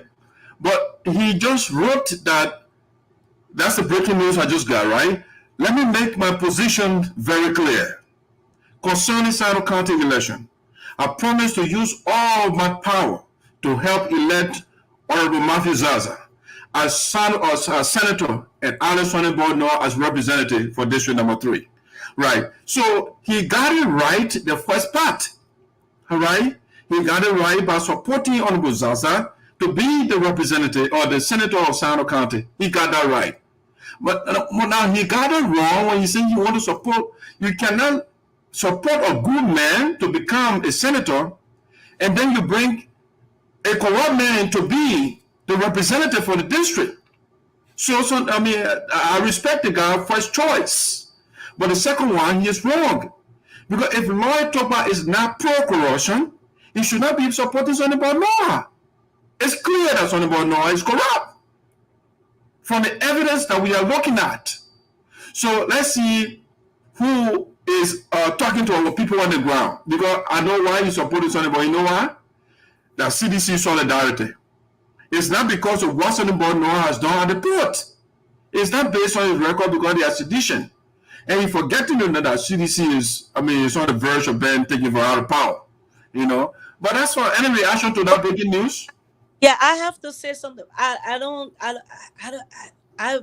thought Christian is the sedition, not Sonnyboy. Sonnyboy just imposed himself on it. But Christian came with a coalition, so I don't know how they're gonna work that out. Okay. Yeah, I mean, I don't know. I just thought that's what it really is. But that's between them. That's between them. If you're gonna support a person because you're all from the same house, that's your choice. But I can tell the gentleman that, you know, we are here and we will defeat your candidate. That is clear. I'm gonna make it very... Don't say will. The man has been defeated already. Sonnyboy Noah has been defeated. We appreciate it, man, for sharing some of the looted money with our people. That's fine. But we are going to make sure that Sonnyboy Noah is beaten flat. That's a fact. I mean, I would tell you that the man can support Sonnyboy Noah on party solidarity. That's fine. But Lloyd, I want to appreciate you for declaring your support to Mr. Zaza. I think that's a wise choice, you know, because we have to free Sinoe County from the likes of Milton Teahjay and Sonnyboy Noah. We have to do that because we need to cater to our people, and then the leaders catering to themselves. No, we don't want that. So we want to make sure, sorry, your second choice is wrong. But your first choice is right on point. Harrison said Honorable Gallah Jegbadai-Fully is absolutely free for any pending criminal charges or records. She remain the tough talking among all. All right, it shouldn't be about tough talking. It should be about issue, and she is issue driven. You know, the issues we are looking at. Sonnyboy is a sedition, and so is Zaza. And we shall majestically march on to victory. Okay. All right. But your second choice is wrong. You are right about Mr. Zaza. That we are on the same page. Any reaction so we can we are winding down here. No, I mean that's his view. You know, right. My job try to convince him. Is he supporting the person because of the person, or is he supporting the person because of his community? That's the thing we need to ask each other. That's what you ask yourself. Are you supporting that person because of that person, or are you supporting that person because of the future of your community? It's very, very important. We get those two things mixed up. Sometimes we a lot of our people support are based on sentiment. And I always say this: when you support or base your support on sentiment, just be prepared for sentimental result. That's it. That is clear. If you feel sorry for the person, or you feel like the person is your friend, then be prepared for that kind of result. So those are the kind of questions, if you ask most guys most of our people who say certain things, right? Are you supporting the person because of the person, or are you supporting the person because of the future of your community? That's where I stand on that. So he has to. I think Ellison made a good observation here. And I mean, thanks for bringing it to my attention. The code of conduct, it talks about you should resign, I think, a year or so before you contest a public office. If you are appointed, it is in the law already. The president does not have to issue executive order. However, I mean, in Liberia, we don't enforce the law. So the president still issued executive order number 17. It was upheld by the Supreme Court of the Republic of Liberia, right? But Sonnyboy Noah is still in office. He has not resigned. Christian has not resigned. What you call him, the other guy with a small arm commission, Grispin, in District Number 1 has not resigned. And so you are using our resources to run, to bamboozle our people, So, I mean, Sonnyboy, and that's why when I see my brother, I mean, who wanted to be a lawmaker, supporting Sonnyboy Noah, breaking the law before he even gets power. Imagine that the man is violating the law before he becomes a lawmaker, and we allow that to happen, But any reaction to that comment, I'm gonna double it so I can give you an opportunity to give your closing thought. Yes, he basically answered. He said Sonnyboy was not appointed by the president. I mean, as far as how he obtained his job, when I read the president on proclamation, it looked like a big net. Like a huge net that you just throw in the ocean and you'll grab. So there's so many words in there. It talks about if you oversee public funds or public asset, things of that nature. So the net is very huge. I think that require a legal mind to look into that. And I'm not a legal person, but what the president stated is very broad. It's a huge net. So I guess they know what they're talking about. Regardless if you resign or not resign, we're gonna still defeat him. Case closed. I mean, like we see the supporter of Sonnyboy want to talk, and just my man is saying, if politics is interest, which I don't agree with. I don't think politics is interest, but we'll go into that another time. So when you say if politics is interest, then we shall base our support on sentiment. So basically, it's on feelings. Let me answer that, gentleman. You know what happened? Most Liberians, right? What I had noticed, most Liberians just interact with them when they hear a catchphrase, right? They run with it. They don't look behind that catchphrase. Politics is interest. The white man said politics is interest. He never said politics is your interest. He said politics is interest that is for your community. It is interest for everyone, not you. But right. You see, we hear a catchphrase and we just run with it. And to them, they think they're smart. Oh, politics is interest. No, politics is a collective interest that regardless, I don't like Donald Trump. I can't stand Donald Trump. But guess what? 2 years ago, $700 came in the mail for my daughter because they weren't in school. Did I say no because I don't like Donald Trump? No. I cashed it. You see, my price here for Donald Trump, the money he said, I bought it once so I can remember him. I cashed it because I had a school age child child that was in school during COVID. I can't stand Donald Trump. Because of Donald Trump, I don't have cable TV because I didn't want to see him on the news, all right? But I received $700 because the children was not in school, and they said everyone would get it because, you know, because most children depend on school lunches. So I cashed it. So politics is not interest you. Politics is a collective interest. Now, when he talks about sentiment, when you're being sentimental in your decision, it's almost like deciding on your emotion instead of your conscience. When you decide on your emotion, your heart will always mislead you, but your mind will guide you. So that is the difference in the two.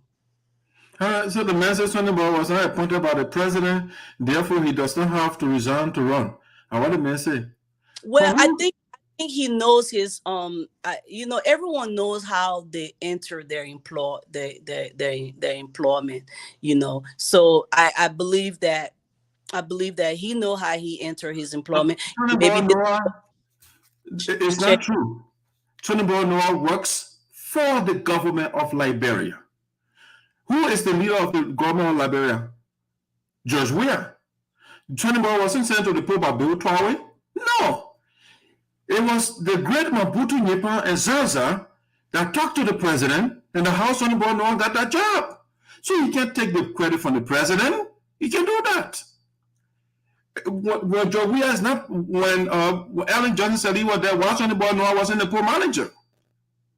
It was because the guys are closer to the president, they lobby for him, and the House Sonnyboy got a job. So don't say he wasn't appointed by the president. He wasn't. The job wasn't given to him by Lloyd Topa either. It's President Weah. Let's get the man the credit. So now, before we go to the next thing, Lloyd Topa said politics is not just interest, but a general collective interest. Okay, so he agrees with you. No, not Lloyd Topa, but Harrison. Sorry, Harrison said that he was sent to the port by Cecilia Coffee Brown. I was there. And part of that process, my man, that facade, stop that. Cecilia does not hire people. Like George Weah, it got to be a decision. All right, now, my God, I'm a factual man, and that's why, I mean, when people say stuff, so your container, that's the call you say, all the men, they are honorable people. Are you honorable too? You know what? I that's one thing, if I could change, right? For me personally, when people call me that honorable, I like, please let me earn that. Let me earn. Right. That's a you have to earn. You look at someone, you call that person honorable, and they're doing dishonorable things to you. Right. You know, that's one of the things I'm kind of like grateful for this place. This is the most informal place that you can ever be. It is so informal. So I'm not used to these titles. I am not used. I'm just when it said on, I can just like allow me to earn that. Let me earn that. Please call me Kali. Let me earn that. Let me earn that part. So when they call them say honorable, and then when you don't call them honorable, oh, they take it very serious. Oh wow. Oh yeah. Wow. Yeah. So Christian Tabo wrote. Now on this, he said, good evening, Doc. I saw your talking points on your page today, and I got a bit surprised. Where did you get your information that my team and Reverend Kolo's team had any confrontation in the district? They never had confrontation? Well, you know, there are people who are in the district, and they said the people that can vouch for it, and I'm sure a lot of people that can vouch for it. The gentleman that was supporting Kolo and the gentleman that was supporting Christian, they got into an altercation and someone got hurt. So if he So the man said I should speak legally. So he said, did you verify the information? Because you didn't. He's not denying it. Guess what he said? You didn't verify. Did you verify that information? Because you didn't say allegedly, but wrote as though you have verified the information. All right. So the man said, because I didn't say allegedly, so I mean it's a concern. But let me read the whole comment. You want to say note. There was no point in time that my team ever had confrontation with any team in the district, not even talking about Reverend Kolo's team. It will be more professional next time when you to verify any information you will receive from your correspondence back home before bringing it to your platform. The correspondent did not give me the information, by the way. Only thought to provide you with this clarity, but I'm not bothered. The truth is in the district. Have yourself a wonderful day. All right, so the man said, I didn't get the truth, but you gave an opinion and he said that they fact. So who is saying the truth here? I received the information, and the person who got injured was Kolo supporter. One of the things that Christian is my brother, and I love him. He's a decent guy. He really is. I like the kids too myself. I like him. Yeah. He's a true gentleman. He's a decent person. Whenever we hear something, anything that someone do, or any action that happened, they will always call your name first, and we have to learn to accept that. They will always say you, even if you're not there. This is now you hearing it, Christian. This is what is being said, that the two people that got into that altercation, one was a supporter of Kolo and one was a supporter of Christian. Do you know the names of the characters in question? No, I don't.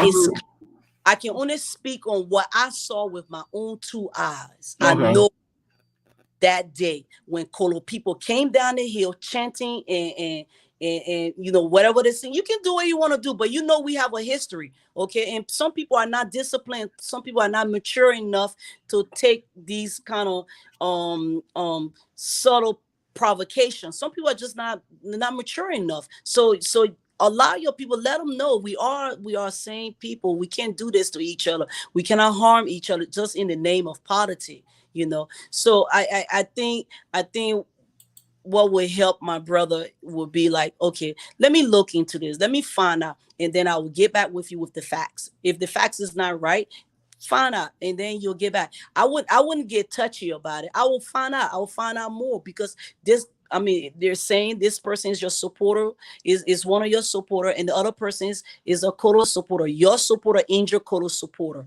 and your supporter went to jail, and Kolo supporter went to the hospital. That's it. It's as simple as that. And anything that happened, your name is going to be mentioned. Anything that happened, if one of my supporters does something, I'm all the way in LA, they will say, oh, Kale supporter. They will always put Kale in front of that. The name becomes the adjective for the supporter. You see it? That's just, that's just what it is. Okay.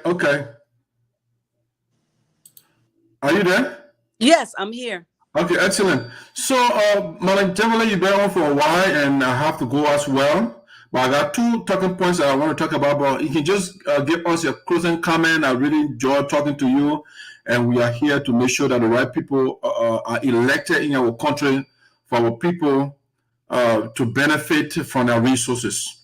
But you can go ahead with your closing thought, please. What I would like to tell everyone on this platform, and when you go back and who you support and who your candidate, whoever they are, the most important thing right now for me is ensuring that we are safe, that we have peace, because the way things are going, 2023 October look very, very grim. It don't look too good, and we need to speak on that as a group, as a people. We need to speak on that. Don't remove yourself from it. Do not remove yourself from it. We have to speak on it. We have to talk about it, because when you injure someone, sometimes that injury will be a lifetime injury. We saw what happened in 2017, and I'm not trying to repeat 2023.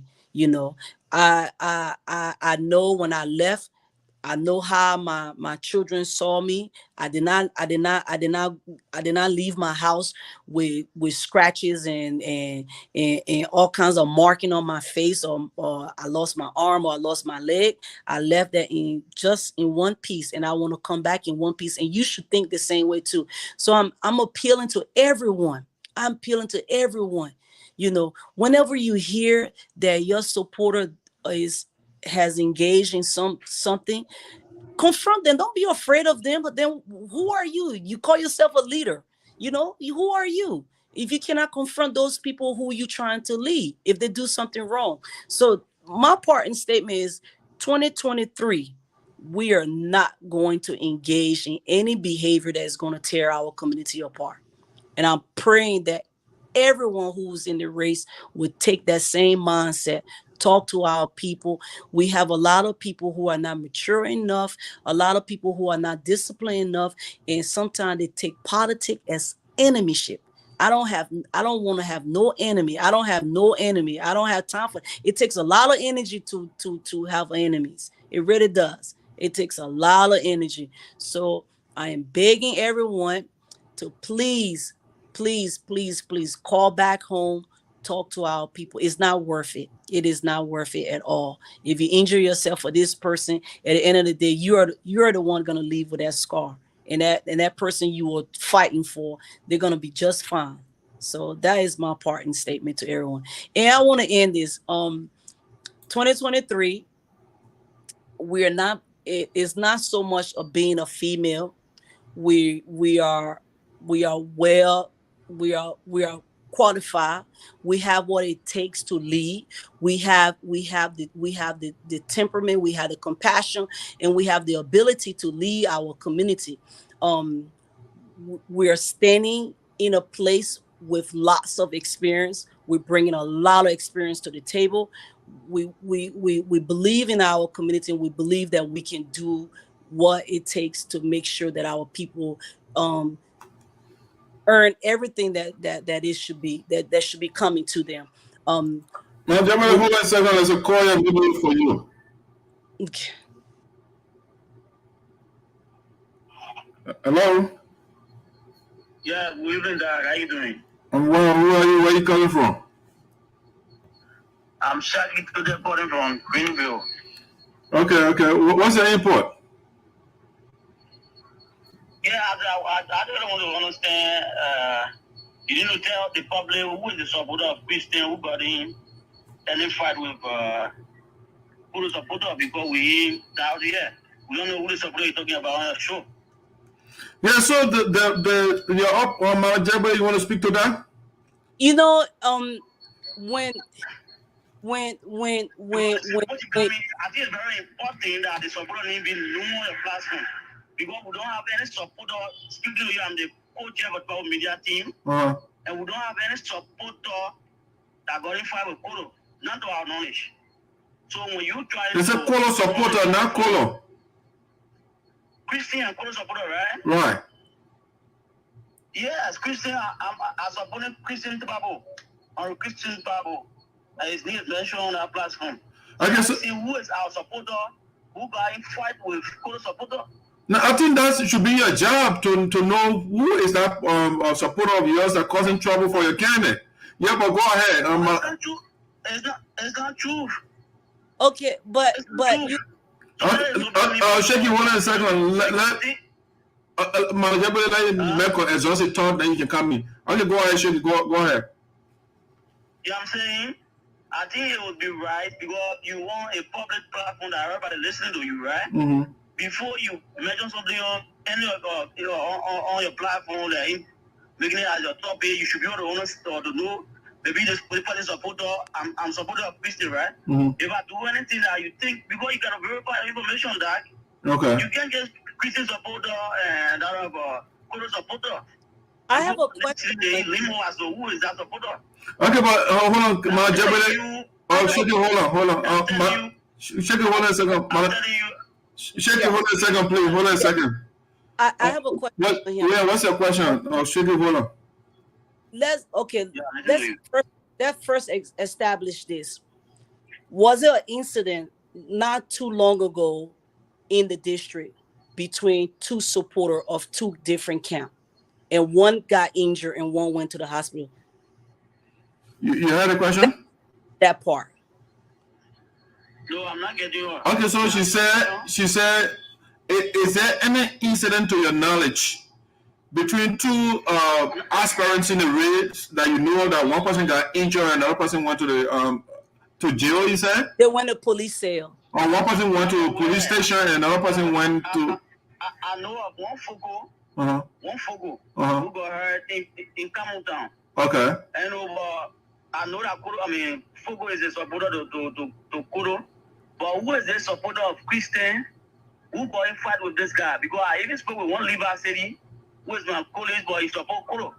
He also explained to me, because I just getting to know that on the platform that Christian supporter and Kolo supporter go into the fight. So we need to know that person, because there's that to our knowledge. So you want to tell me Kolo, two of Kolo supporters, one of them hurt each other? Yeah, I was speculating in the place there. I heard it because is that reasonable? Two supporters. Yes, our better yesterday because I went to Jerusalem to do my voter registration.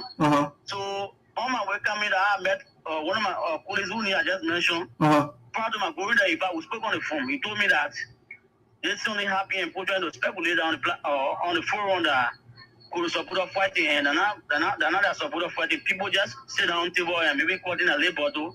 That didn't happen. But now, Kolo supporter, they were sitting on the table and sharing a little battle and one person. Okay, all right, very good. Chicken, thanks for your contribution. I'm wrapping up now. Yeah, but thanks for your contribution. You know, I can understand what it's coming from. I can understand where they're coming from, right? That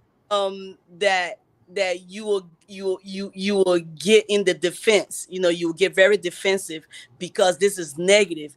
But that remove ourselves from that defensive aspect. I'm reading a comment from this same Toba guys, don't stop installing fear in our people. He wasn't in the district in 2017. That's why he's talking like that. If he was in the district that day, he would not write what he's writing. And this is unfortunate.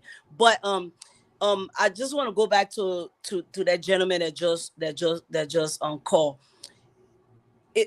This is not the time to be defensive, okay? This is the time to be very proactive.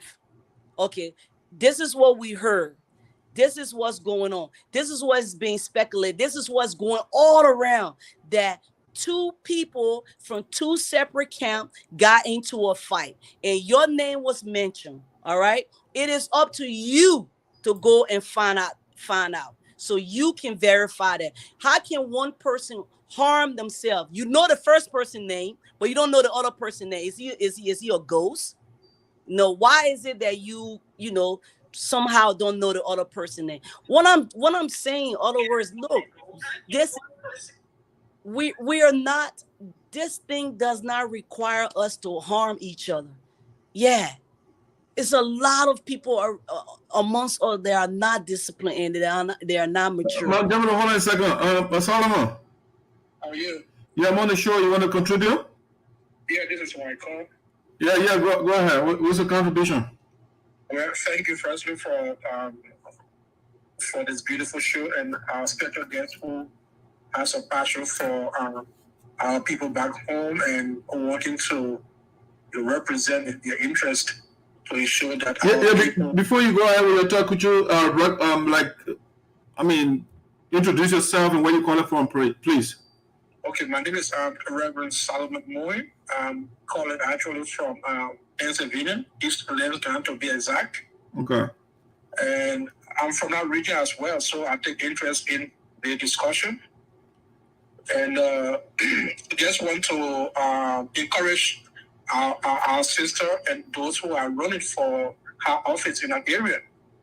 Let's see how best we can leave our politics above, tear each other down. I feel that there's good in each of us who's running, for office in our area. If I don't win tomorrow, I can still be an asset in development for our people. And if she doesn't win too much, she can still be an asset. The problem is, how do we, or the challenge is, how do we maintain that cordial relationship, even though we are running for one office? There will be a competition, and competition will definitely bring, conflict. But let's stay above the phrase and ensure that, we see the dignity in each of us, because we are valuable people that came from our people that want to represent our people. With that kind of type of politics, it value our people who we are trying to represent. Our people will see us more or less cooperating, and they themselves will be able to join us if we win or we lose, to ensure that we can have a one united district that will push development for all of us, and not just for one person who win or the person who will lose. So this is my own way of seeing things from the political perspective. Okay. Thank you so much. Thank you for your contribution. Yeah, 100%. Right. And I think a lot of the people, a lot of the guests that are in the district right now, I know for a fact they can vouch for me. I am friendly with everyone because this is just politics. Okay, we're in. I mean, another call coming in. Hold on a second. Let's see. What to do? Hold on a second, Mr. Toba. Let it my Jegbadai your talk, please. No. Okay.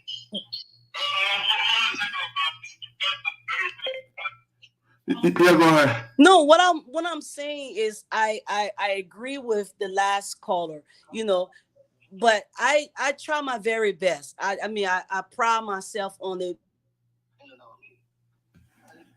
I pride myself to be friendly, be personal. I am friends with almost every camp.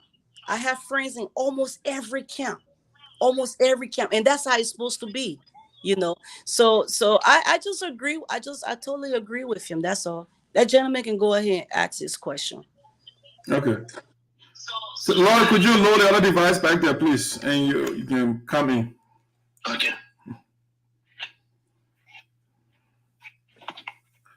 Yes, sir. Please recognize yourself, introduce yourself, and tell where you're calling from.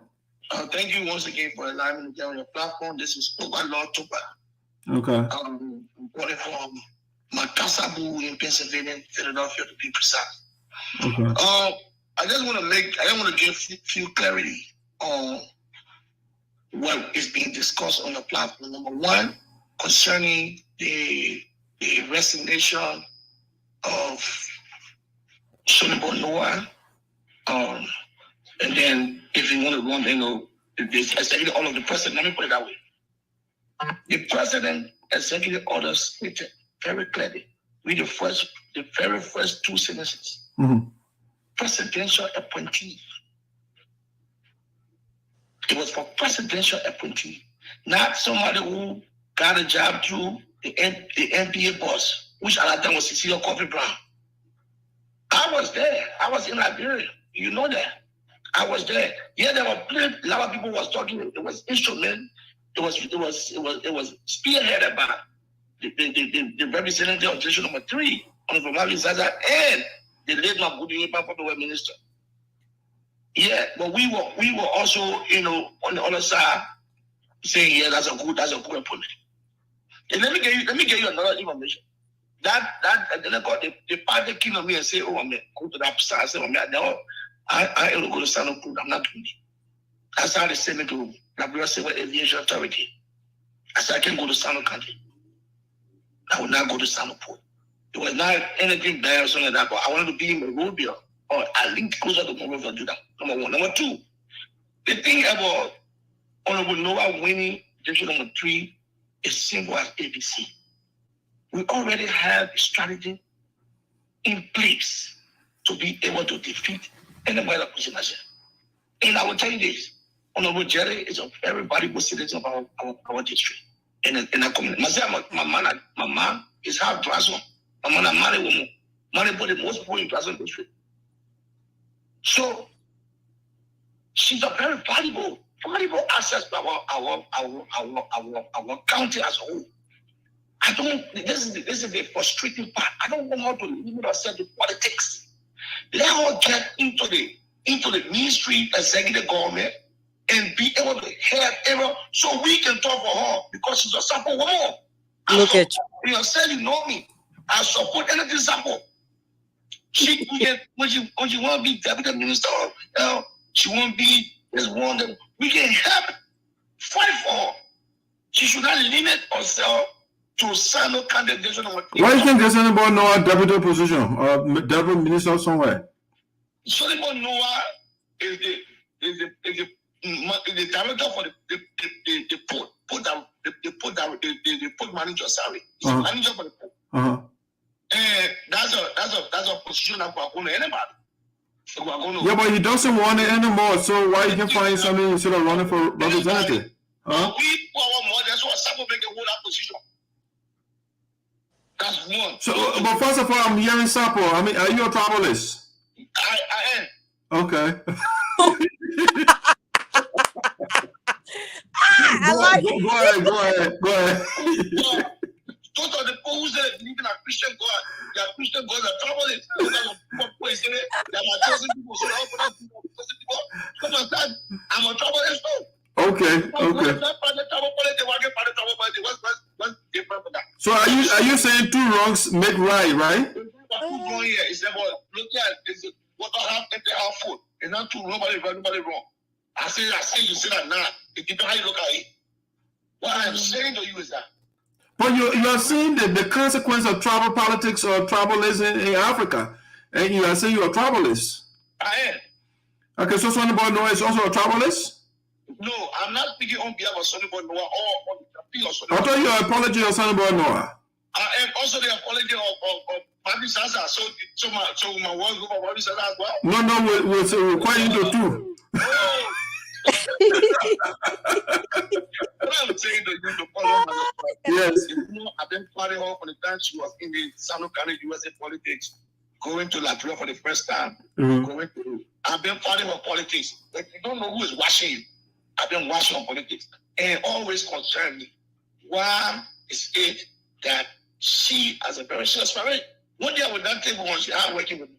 Hard-working woman at all, would not focus her energy outside of that question number 3 politics. You probably could be senator or Sinoe County be this way. But why she can't start a representative? What is wrong with that? She don't have to start a representative. No, I mean, everybody got the decision to make. She doesn't want to be a senator right now. I will give her free advice and free tutorial for those people who listening and they have completion. Free tutorial for them and free advice for her. Why are you not asking about to run for senator? Nah. So they will get wrong when the Sapo political go follow it. So then she should run for senator as well when a godfather is running? No, man. Someone knows that myself be against it. I'll use her to slash him on the game. Politically. Okay. If anybody even you say a prayer, come to my point, I say, remember, I will be against you. Do not think against you. So, Lauren, given the deplorable condition of the poor, why you want Sonnyboy Noah to be representative? Listen to me. I've been the guy who was a Basel Code, the former and the present are my friends. I've been a Basel Code for a lot of times. The thing with Sinoe Code is that the only thing that is going in and out of Sinoe Code is golden perennial oil or palm oil, whatever the case is. And there have to be the concession agreement have to be that the golden perennial have to be able to help pay that place and renovate. That's part of the concession agreement called corporate community responsibility, where you have to give back to the community of which you operate. So, but if a lot of things are not coming from the poor, why Sonnyboy Noah get 7 houses in no time? And the roads of the poor can be built. Sonnyboy Noah ran for representative 2011. He was just a Muluba man. Okay. So the Muluba man, one night, you got 7 houses? I've been engaged in business with Sonnyboy Noah from 2014. What kind of business? I met Sonnyboy Noah 2014 when I was campaigning for the late Senator Milton Teahjay against Milton Teahjay. You know, Sonnyboy Noah is Sapo Mabutu, right? He chose Charles Clark over Mabutu. You know that, right? He chose who? Charles Clark. The man got a history. Never even dream about doing that. No, then you don't know the brother history. I know the man. Listen to me. Yeah, go ahead. I've been with Sonnyboy Noah. You know you're against Zaza too, right? You're supporting Cotton Doggy? That's an allegation. No. The video was shared with you. So stop that. I shared the video with you. Saturday night. Sorry. Day 6. We had a fundraiser for him. We raised money for him. How much did you raise? No, right now we'll keep that. You see, if you can't tell us right now how much you raised at the fundraiser, why should we put you in the House of Representatives? It's up to the committee to make a report. Give what tentative report? It's up to the committee to get a report. So, I over last of go there and party went there. A lot of party go there to make a competition. What I'm saying is, how much did you generate? It's up to the committee. You mobilize people, but you can't tell us how many people generated? It's up to the committee. I don't manage people. No, I'm not saying you're managing the people until give us the amount Sonnyboy Noah generated. The committee will make it public. Can I excuse me? Okay, let me guess company, please. Let me say the guess the guy. Sorry for hijacking. No, I just want to ask you a question. Do you know that Lodge? And Sonnyboy working the national legislature. She said she had a question. Hold on. Let me see. What's the question? Do he misogynist? Do you know that term? What misogynist? Are you a misogynist? Am I a misogynist? No. Yeah. Okay. But Sonnyboy Noah sounds like a misogynist. Do you know the definition? Madam, you have presented yourself as a public figure. So therefore, you are subjecting yourself to public scrutiny. If we have but he says Sonnyboy Noah is misogynistic. She's not going to be a nurse at the hospital, and she won't be the head nurse, and we're using, So are you supporting the misogynistic language of Sonnyboy Noah? Are you supporting the misogynism of Sonnyboy Noah? Listen to me. I never say Sonnyboy Noah was perfect. No, is that yes or no? I never come here on your show to say Sonnyboy Noah is the perfect champion. Okay, so you are pro misogynism. I am not pro misogynism. But you just told me the man is not perfect, so therefore you're supporting the man hatred toward women. You gotta look at it in its context. What is the context? Whatever you said, you claim it to be, I look at it in the context. But because Sonnyboy Noah came public and deliberately said, he doesn't care for women. And he said women can't do anything, they don't amount to nothing, he can't breastfeed them. Those are things he said publicly. So how can you say the man is not misogynistic and you are supporting him, you will tell him you are not misogynistic? Yeah? Look at it, the intellectual climate at the time, what was encouraged, what was said, was it on rebuttal? No, Toba, you see, we are talking about morality here, you're talking about intellectualism. And that's the problem we have. It's a moral for the guy to profile females. No, he's not profiling. He is. He's a married man with his wife, he got daughter. How can you tell somebody the woman breastfeed you and you say, I can't breastfeed for female, I can't pamper any day, we don't get time for them, they can't win anything. Yes. You're getting it wrong, Honorable Man, getting it wrong. Why are conspiring? If the question was asked, if, we're in that direction whereby, a woman can be a leader of the place, whatever the case is, we're saying that in another term, that if you have present yourself to this fight, we'll not look at you whether you are a child, you are a man, you are a woman, you are a blind, you are a cripple, or whatever the case is. We will deal with you. But the man said directly, women will never win seat in representatives in Sapo County. The people are not ready for those people. They don't get time for them. Most of our leaders from ancient time to current, I can say that for now. And then women are the one who lead the community. Women are the one that lead the community. But Sonnyboy Noah is putting that down. No, he's not. He's not putting them down. They find the mother and I say, look at it. It's many people take care of their brother and you say, I can't breastfeed no woman, we don't get time for them. And you she misspoke 2 seconds ago. I say education is now right, it's a privilege. No, she did not say that. And that's why we repeated that. I knew you were going to spin that. You guys are politicians. You spin things. Huh? No. But Sonnyboy did not make a correction. Sonnyboy Noah has not come back to retract that statement up to now. Maybe I never had a chance to clarify. No, you got a problem religion person that could write statement if you don't want to come voice to sign up. Would that be the campaign of Noah in District 3? Would that be dictated by what everybody would want to say? Yeah, but we don't want a misogynist to be our leader. We don't know how to go about it. The only hope we are doing now, the only hope now I'm praying for, which I'm working hard for, is for my two candidates to be on the CDC ticket. Honorable Martin Zaza, Senator, the head of the primary, President Doggy, to be senator on the ticket for CDC, and Sonnyboy Noah to be representing the ticket of CDC. So when I get both of them, then that's when you will understand now. Zaza and Sonnyboy Noah, they are incompatible. You can't put them on me to lead the people of Sano County. So, but let me bring my guest on. We have to go. Huh? They are both partisan. Well, we are not doing policy here, brother. We're looking for leaders. We're talking about people that will lead our country. Huh? The man is incompetent. The man cannot even renovate the buildings at the port of Greenville. So you can say the man competent.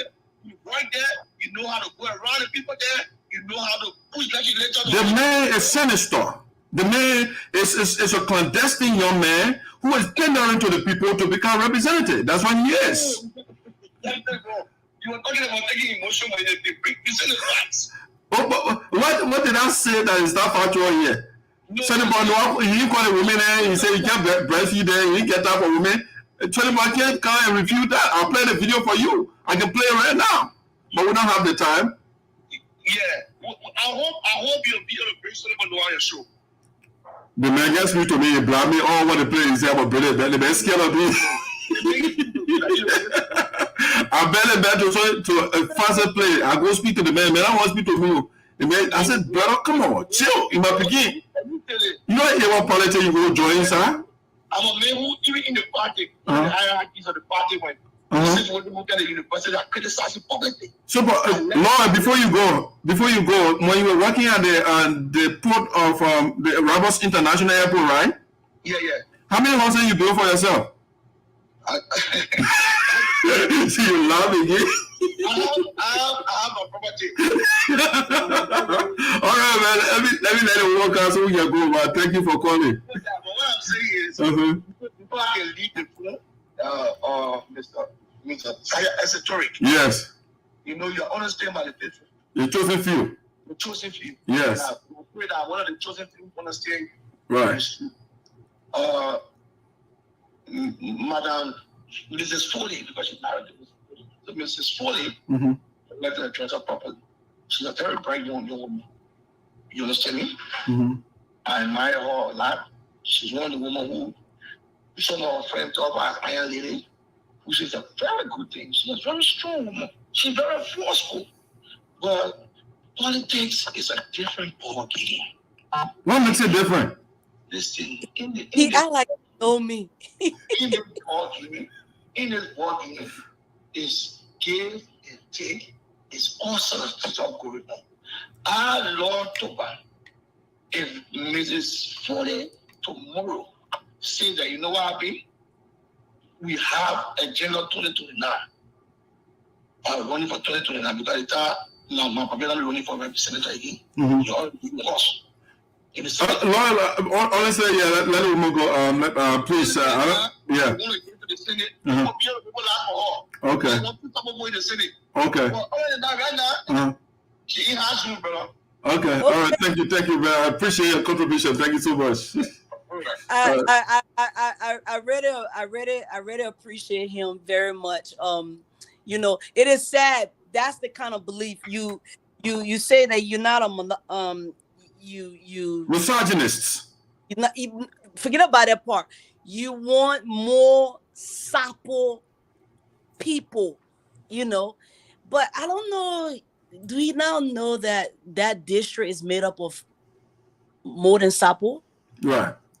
is made of different. I mean, we have so many different people there that he will make that kind of statement. It's very unfortunate that this person is sitting in one of the most exposed country and he has that kind of mindset. It's very, very unfortunate. It's so sad. But you know, one thing I can tell that gentleman, we shall see. We shall see. I'm not going around bribing people. I'm not going around clandestinely entering all kinds of. Who is bribing people? Yeah, I'm not going around trying to send money to people so they can change decision. Now, I can tell you what I know for a fact. I can tell you that. And I'm going to let the whole wide world know for a fact. I am from Lower Juarzon. My father is from Lower Juarzon. My parents are from Bottlestown. We had a meeting in Profile in Lower Juarzon.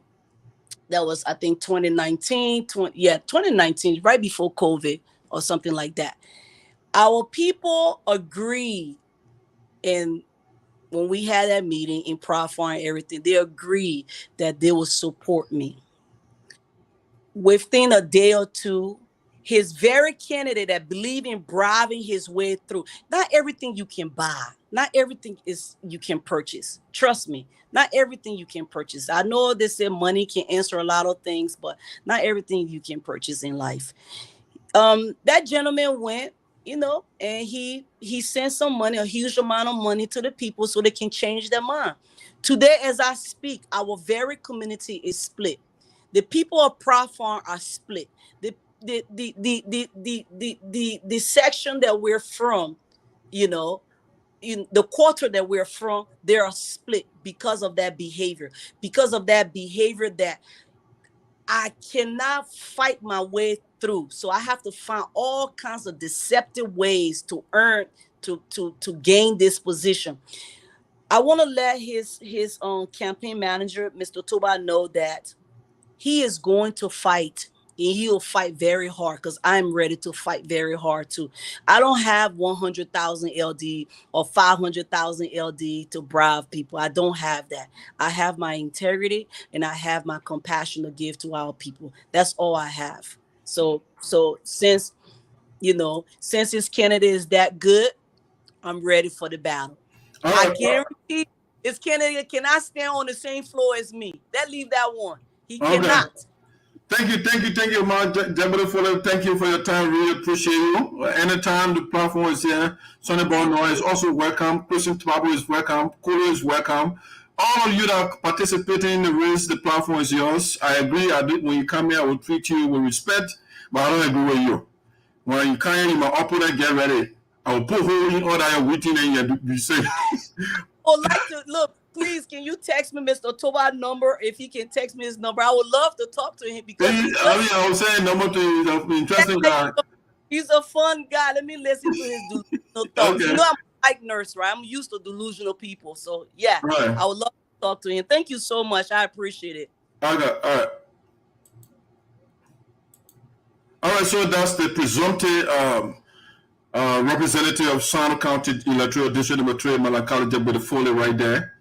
Spelling the things out, give you ideas how she's going to go about it. But there's a statement here, very insightful from Ambassador John Nelson. That's Haji. Let me see what he said here. Let me see. I like to put this up here to isolate myself. All right. It said Toba Lord Toba. I'm not a legal practitioner, but this English is clear.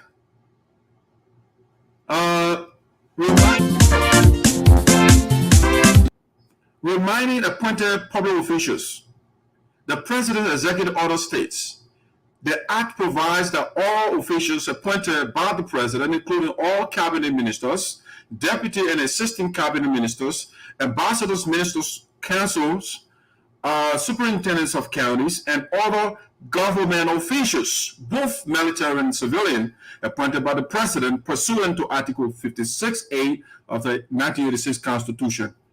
And he goes on. So, Lord Toba is an apologist of Sonnyboy Noah. And so he's not, the brother is not a nationalist, he's not a patriot. because a patriot seeks the interests of the country.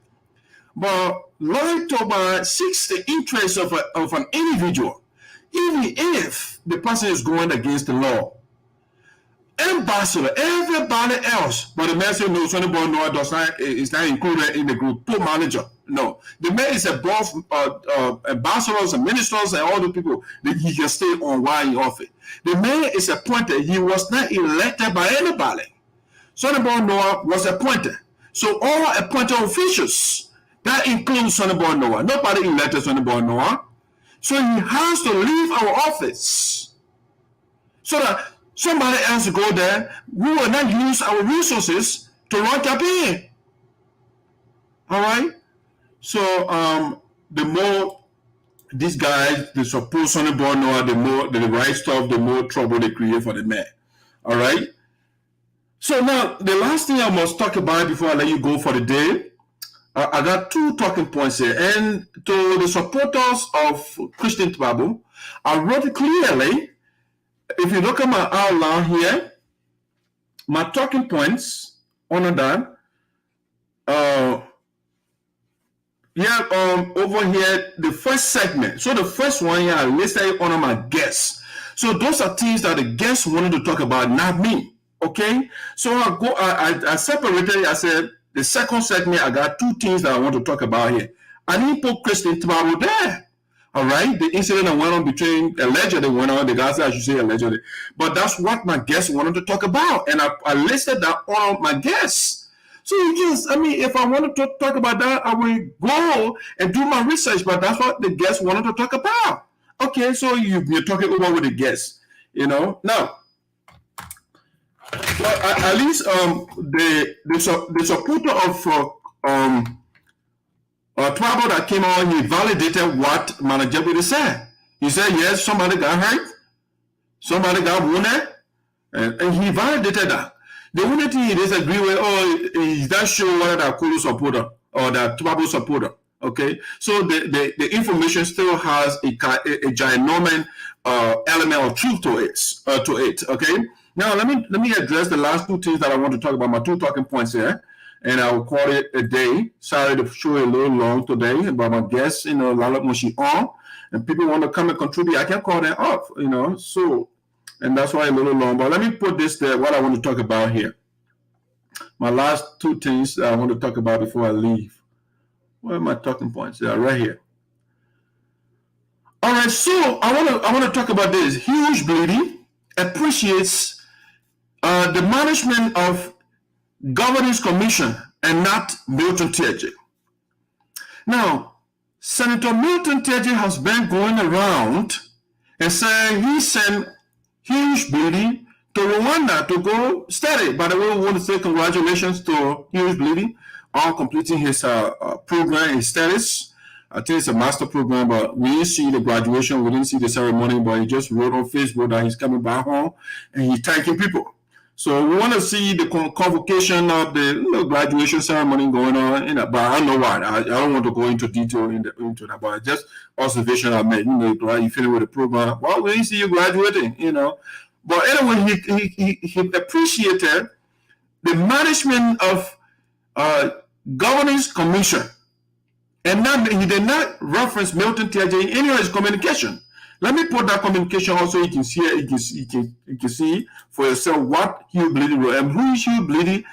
He says he's a supporter of Milton Teahjay, and Milton Teahjay is going around in Sinoe County. He sent this guy to Rwanda for study. So if, say for example, I send somebody somewhere to go study or do something for me, I supported the person cannot even recognize me in the first place. No, the person got to at least acknowledge my effort. But no, Hugh Bladee did not recognize Milton Teahjay. So that tells us that what Hugh Bladee is saying, not Hugh, but Milton is saying is not true. We know Milton Teahjay to be a liar. So yesterday, like what, there were 52 minutes ago when he wrote there, when I did a screenshot. So Hugh said, goodbye to Kigali, Rwanda. I'm grateful to God for carrying me through this journey. First of all, that God, the man, appreciated. He did not call Milton Teahjay. No. He did not say, I'm grateful to Milton Teahjay. He said, I'm grateful to God for carrying me through. He didn't say Milton Teahjay sent full money for me or send money for me to continue my school. No, he said God. He grateful for God, to God. That's the first thing he said. The second line, he said, to all who stood by me during my studies, I salute you. My appreciation to the Governance Commission of Management for the support and my family who stood by me unrelentingly. Okay, so there are two things over there. You say all those, and that if Teahjay, let me say that again. If I send you somewhere to go study, right, and I pay your school fees and everything else, you wouldn't call my name. You would say everybody, all those. No, you will also let me at least recognize my effort.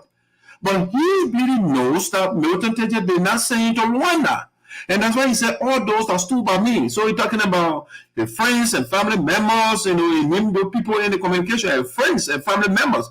He did not recognize Milton Teahjay. So Milton Teahjay going around using Hugh Bladee as a campaign tool to get re-elected, which he does not have the chance to be re-elected. So Milton Teahjay can lie all he wants, but Hugh Bladee did not agree with him. Hugh Bladee did not recognize him. Okay? So we can see that every step of the way when Milton Teahjay goes somewhere and he says it, you can see the lie. The guys, Hugh Bladee refuted the man indirectly. The man told the Amwuru wasn't a following sign of a lot of time. I sent Hugh Bladee to Rwanda, and Hugh Bladee feeling with the study, and Hugh Bladee did not recognize him. He did not call his name anywhere in his communication. All right? Go back to Kigali, Rwanda. I am grateful to God that God, Hugh Bladee returned, not Milton Teahjay. And he said to all who stood by me, all right, he will not put Teahjay in a generalization. If Teahjay helped him, Teahjay did not help. And that's why he excluded him. So he's talking about his friends, those that sent loyalty for him when you were there, those that were, when you are Christian, you pray for him. Those are the people that are talking about prayer that stood by him. Okay? To all those who stood by me during my studies, I salute you. My appreciation to the Governance Commission. All right? Teahjay does not work for Governing Commission. Teahjay is a senator. All right? For the support and my family who stood by me unrelentingly. I am forever thankful. That's what he said. All right? So Milton Teahjay did not support Hugh Bladee. All right? So you should not go to Sinoe and use Hugh Bladee as a campaign tool. But Hugh Bladee is that man, you know, to stand in front of Milton Teahjay and say that's it. But even when you put it on record already, you put it on Facebook. And we want to say that. Okay, that's something I want to talk about. Now the next thing I want to talk about before I leave is the so we'll talk about Hugh Bladee did not appreciate Milton Teahjay, and the next thing, Sonnyboy Noah's fundraising barbecue turned into fiasco. Okay, it's failed. The barbecue, which his supporter Lord Toba refused to tell us the amount, he failed. That's why he did not tell us how much was generated. It was a total fiasco. It was like just, people are, somebody running as a representative. He did not get 10% to his fundraiser. That's a failure. The man flew from all the way to Liberia, came to America just to go have, chicken barbecue beyond somebody's house. He did not rent a hall for people to come and do food. That man went to somebody's backyard, and the people that went there did not even reach 10. Not 10 persons going over there. Let me play the video so you can see it, because I don't like to talk stuff that I don't have the evidence. I will play the video so you can see the poor attendance of Sonnyboy Noah, because he told a Liberian here, where they will eat the people money, they will go there, the people will come outside and be celebrating there. It's not a miracle. You don't do it in the land of Martin Luther King Jr. We don't support corrupt people here. Besides, when you are running for office and you come to the US, you speak to the community leaders. Francis Myers is one of the leaders here in our community. Sonnyboy Noah did not call a woman. All the Sapo session that they're talking about, she is leading the group here in the United States. Sonnyboy Noah did not call a woman. You did not invite the Secretary General Daxa Yopude. I don't want you to call the people that come. You did not call me. He didn't send me any invitation. I'm the spokesperson for the elders and the ancestors in the United States. Okay? He did not reach, and that's why the store was poorly attended. Few persons went there and want the Lord liquor. They go drink a little thing and then they go home. Because anybody brought some money, money that he did not work for. So he brought liquor and the poor were drunk. And nothing. He did not reach. Talking about nothing. That was his supporter did not call the amount and I asked him how much you weigh. He messing yet to us. It's a poor, it was a fiasco. Let me play that thing so you can see. I'm like, you serious? You flew from Africa, you came here, you need to get 2% in the buyer. You will see when Gallah Jegbadai-Fully having fundraising, you see how it will turn out to be. You will see. The man embarrassed himself. Let me play the thing for you so you can see what Sonnyboy Noah about you looked like. The whole Queen Delaware Valley chapter was the media man for him. I was like, you see what, brother? Let me see. You came here, you marginalized other community leaders, and you expect your program to go good? Yeah. We outside. We hear where the incoming. The incoming representative for Sano Country, right? But there's a tree. Our own son, Sonnyboy Noah.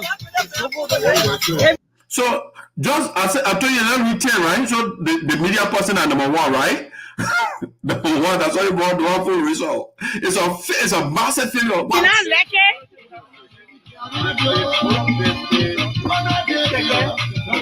Stop talking. That's why you brought the one himself, number two, right? Okay, let's check. 2, okay, 3. Now 4 now I see. Okay, so the media person, the oral, that's why you brought no answer, now 2. All right? The other person behind that, I guess the person feel that 3. The other person right here, 4. Okay, we have 4 right now, right? Let's go. Say hello to my dear. Our incoming representative from Southern County District number 3. You like it. We carry our own song. We outside. You like it, come, we read to 210. That means we get everything here. This is the Bishop. Look up. The Bishop 4, 5, is here. 6. The man here where you beautiful wife. All right. The people that All the way. Yeah, 210, David. 7 Street. Come on, guys. Me, that's how you put it. I will be running for office. And I will fly from Africa and come to America and go say that somebody buy ya to raise funds. And you understand? Look at that was a massive failure. And that's what happens when you don't treat the people right.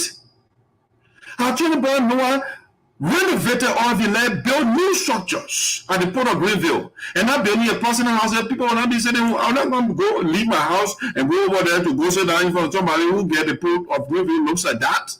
No. You build a personal house for yourself. And all the people who come out, I'm not going to, the people will not spend their money when you're treating our poor people like that by law. They call you honorable, but they are hungry. So you see the massive failure. Now, but the Jawi then went there.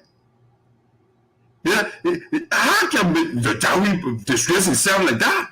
Sonnyboy Noah King, you are a board member, the co-chair to the board of directors of the USA. The man did not write any communication to the board. Nothing. And Brother Jawi went to Sonnyboy stuff. Why are you going to diminish yourself like that? The man cannot respect you, send you your communication. No, you can't do that.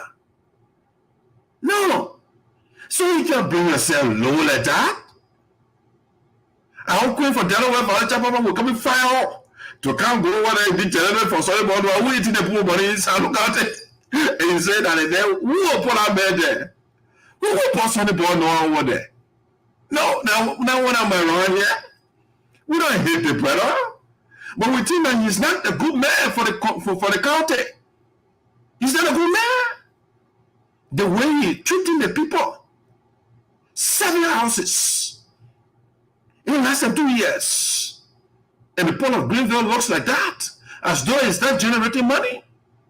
And my man locked up trying to diminish it. Oh, we're going to Verona, okay. We're going to how can somebody know that other houses? He alone. You are working at the Roberts International Airport. You don't have all the house about the man who he said the port is not shipping a lot of things, a lot of money in all the world, a lot of money not coming in there. But Sonnyboy Noah, there's 7 houses in no time. Where is he getting the money from? The man's looting. The man went there to loot. And we want to make sure that the looter is unemployed as of October 10, 2023. Thank you for joining us today. We appreciate you. And we'll talk to you again next morning.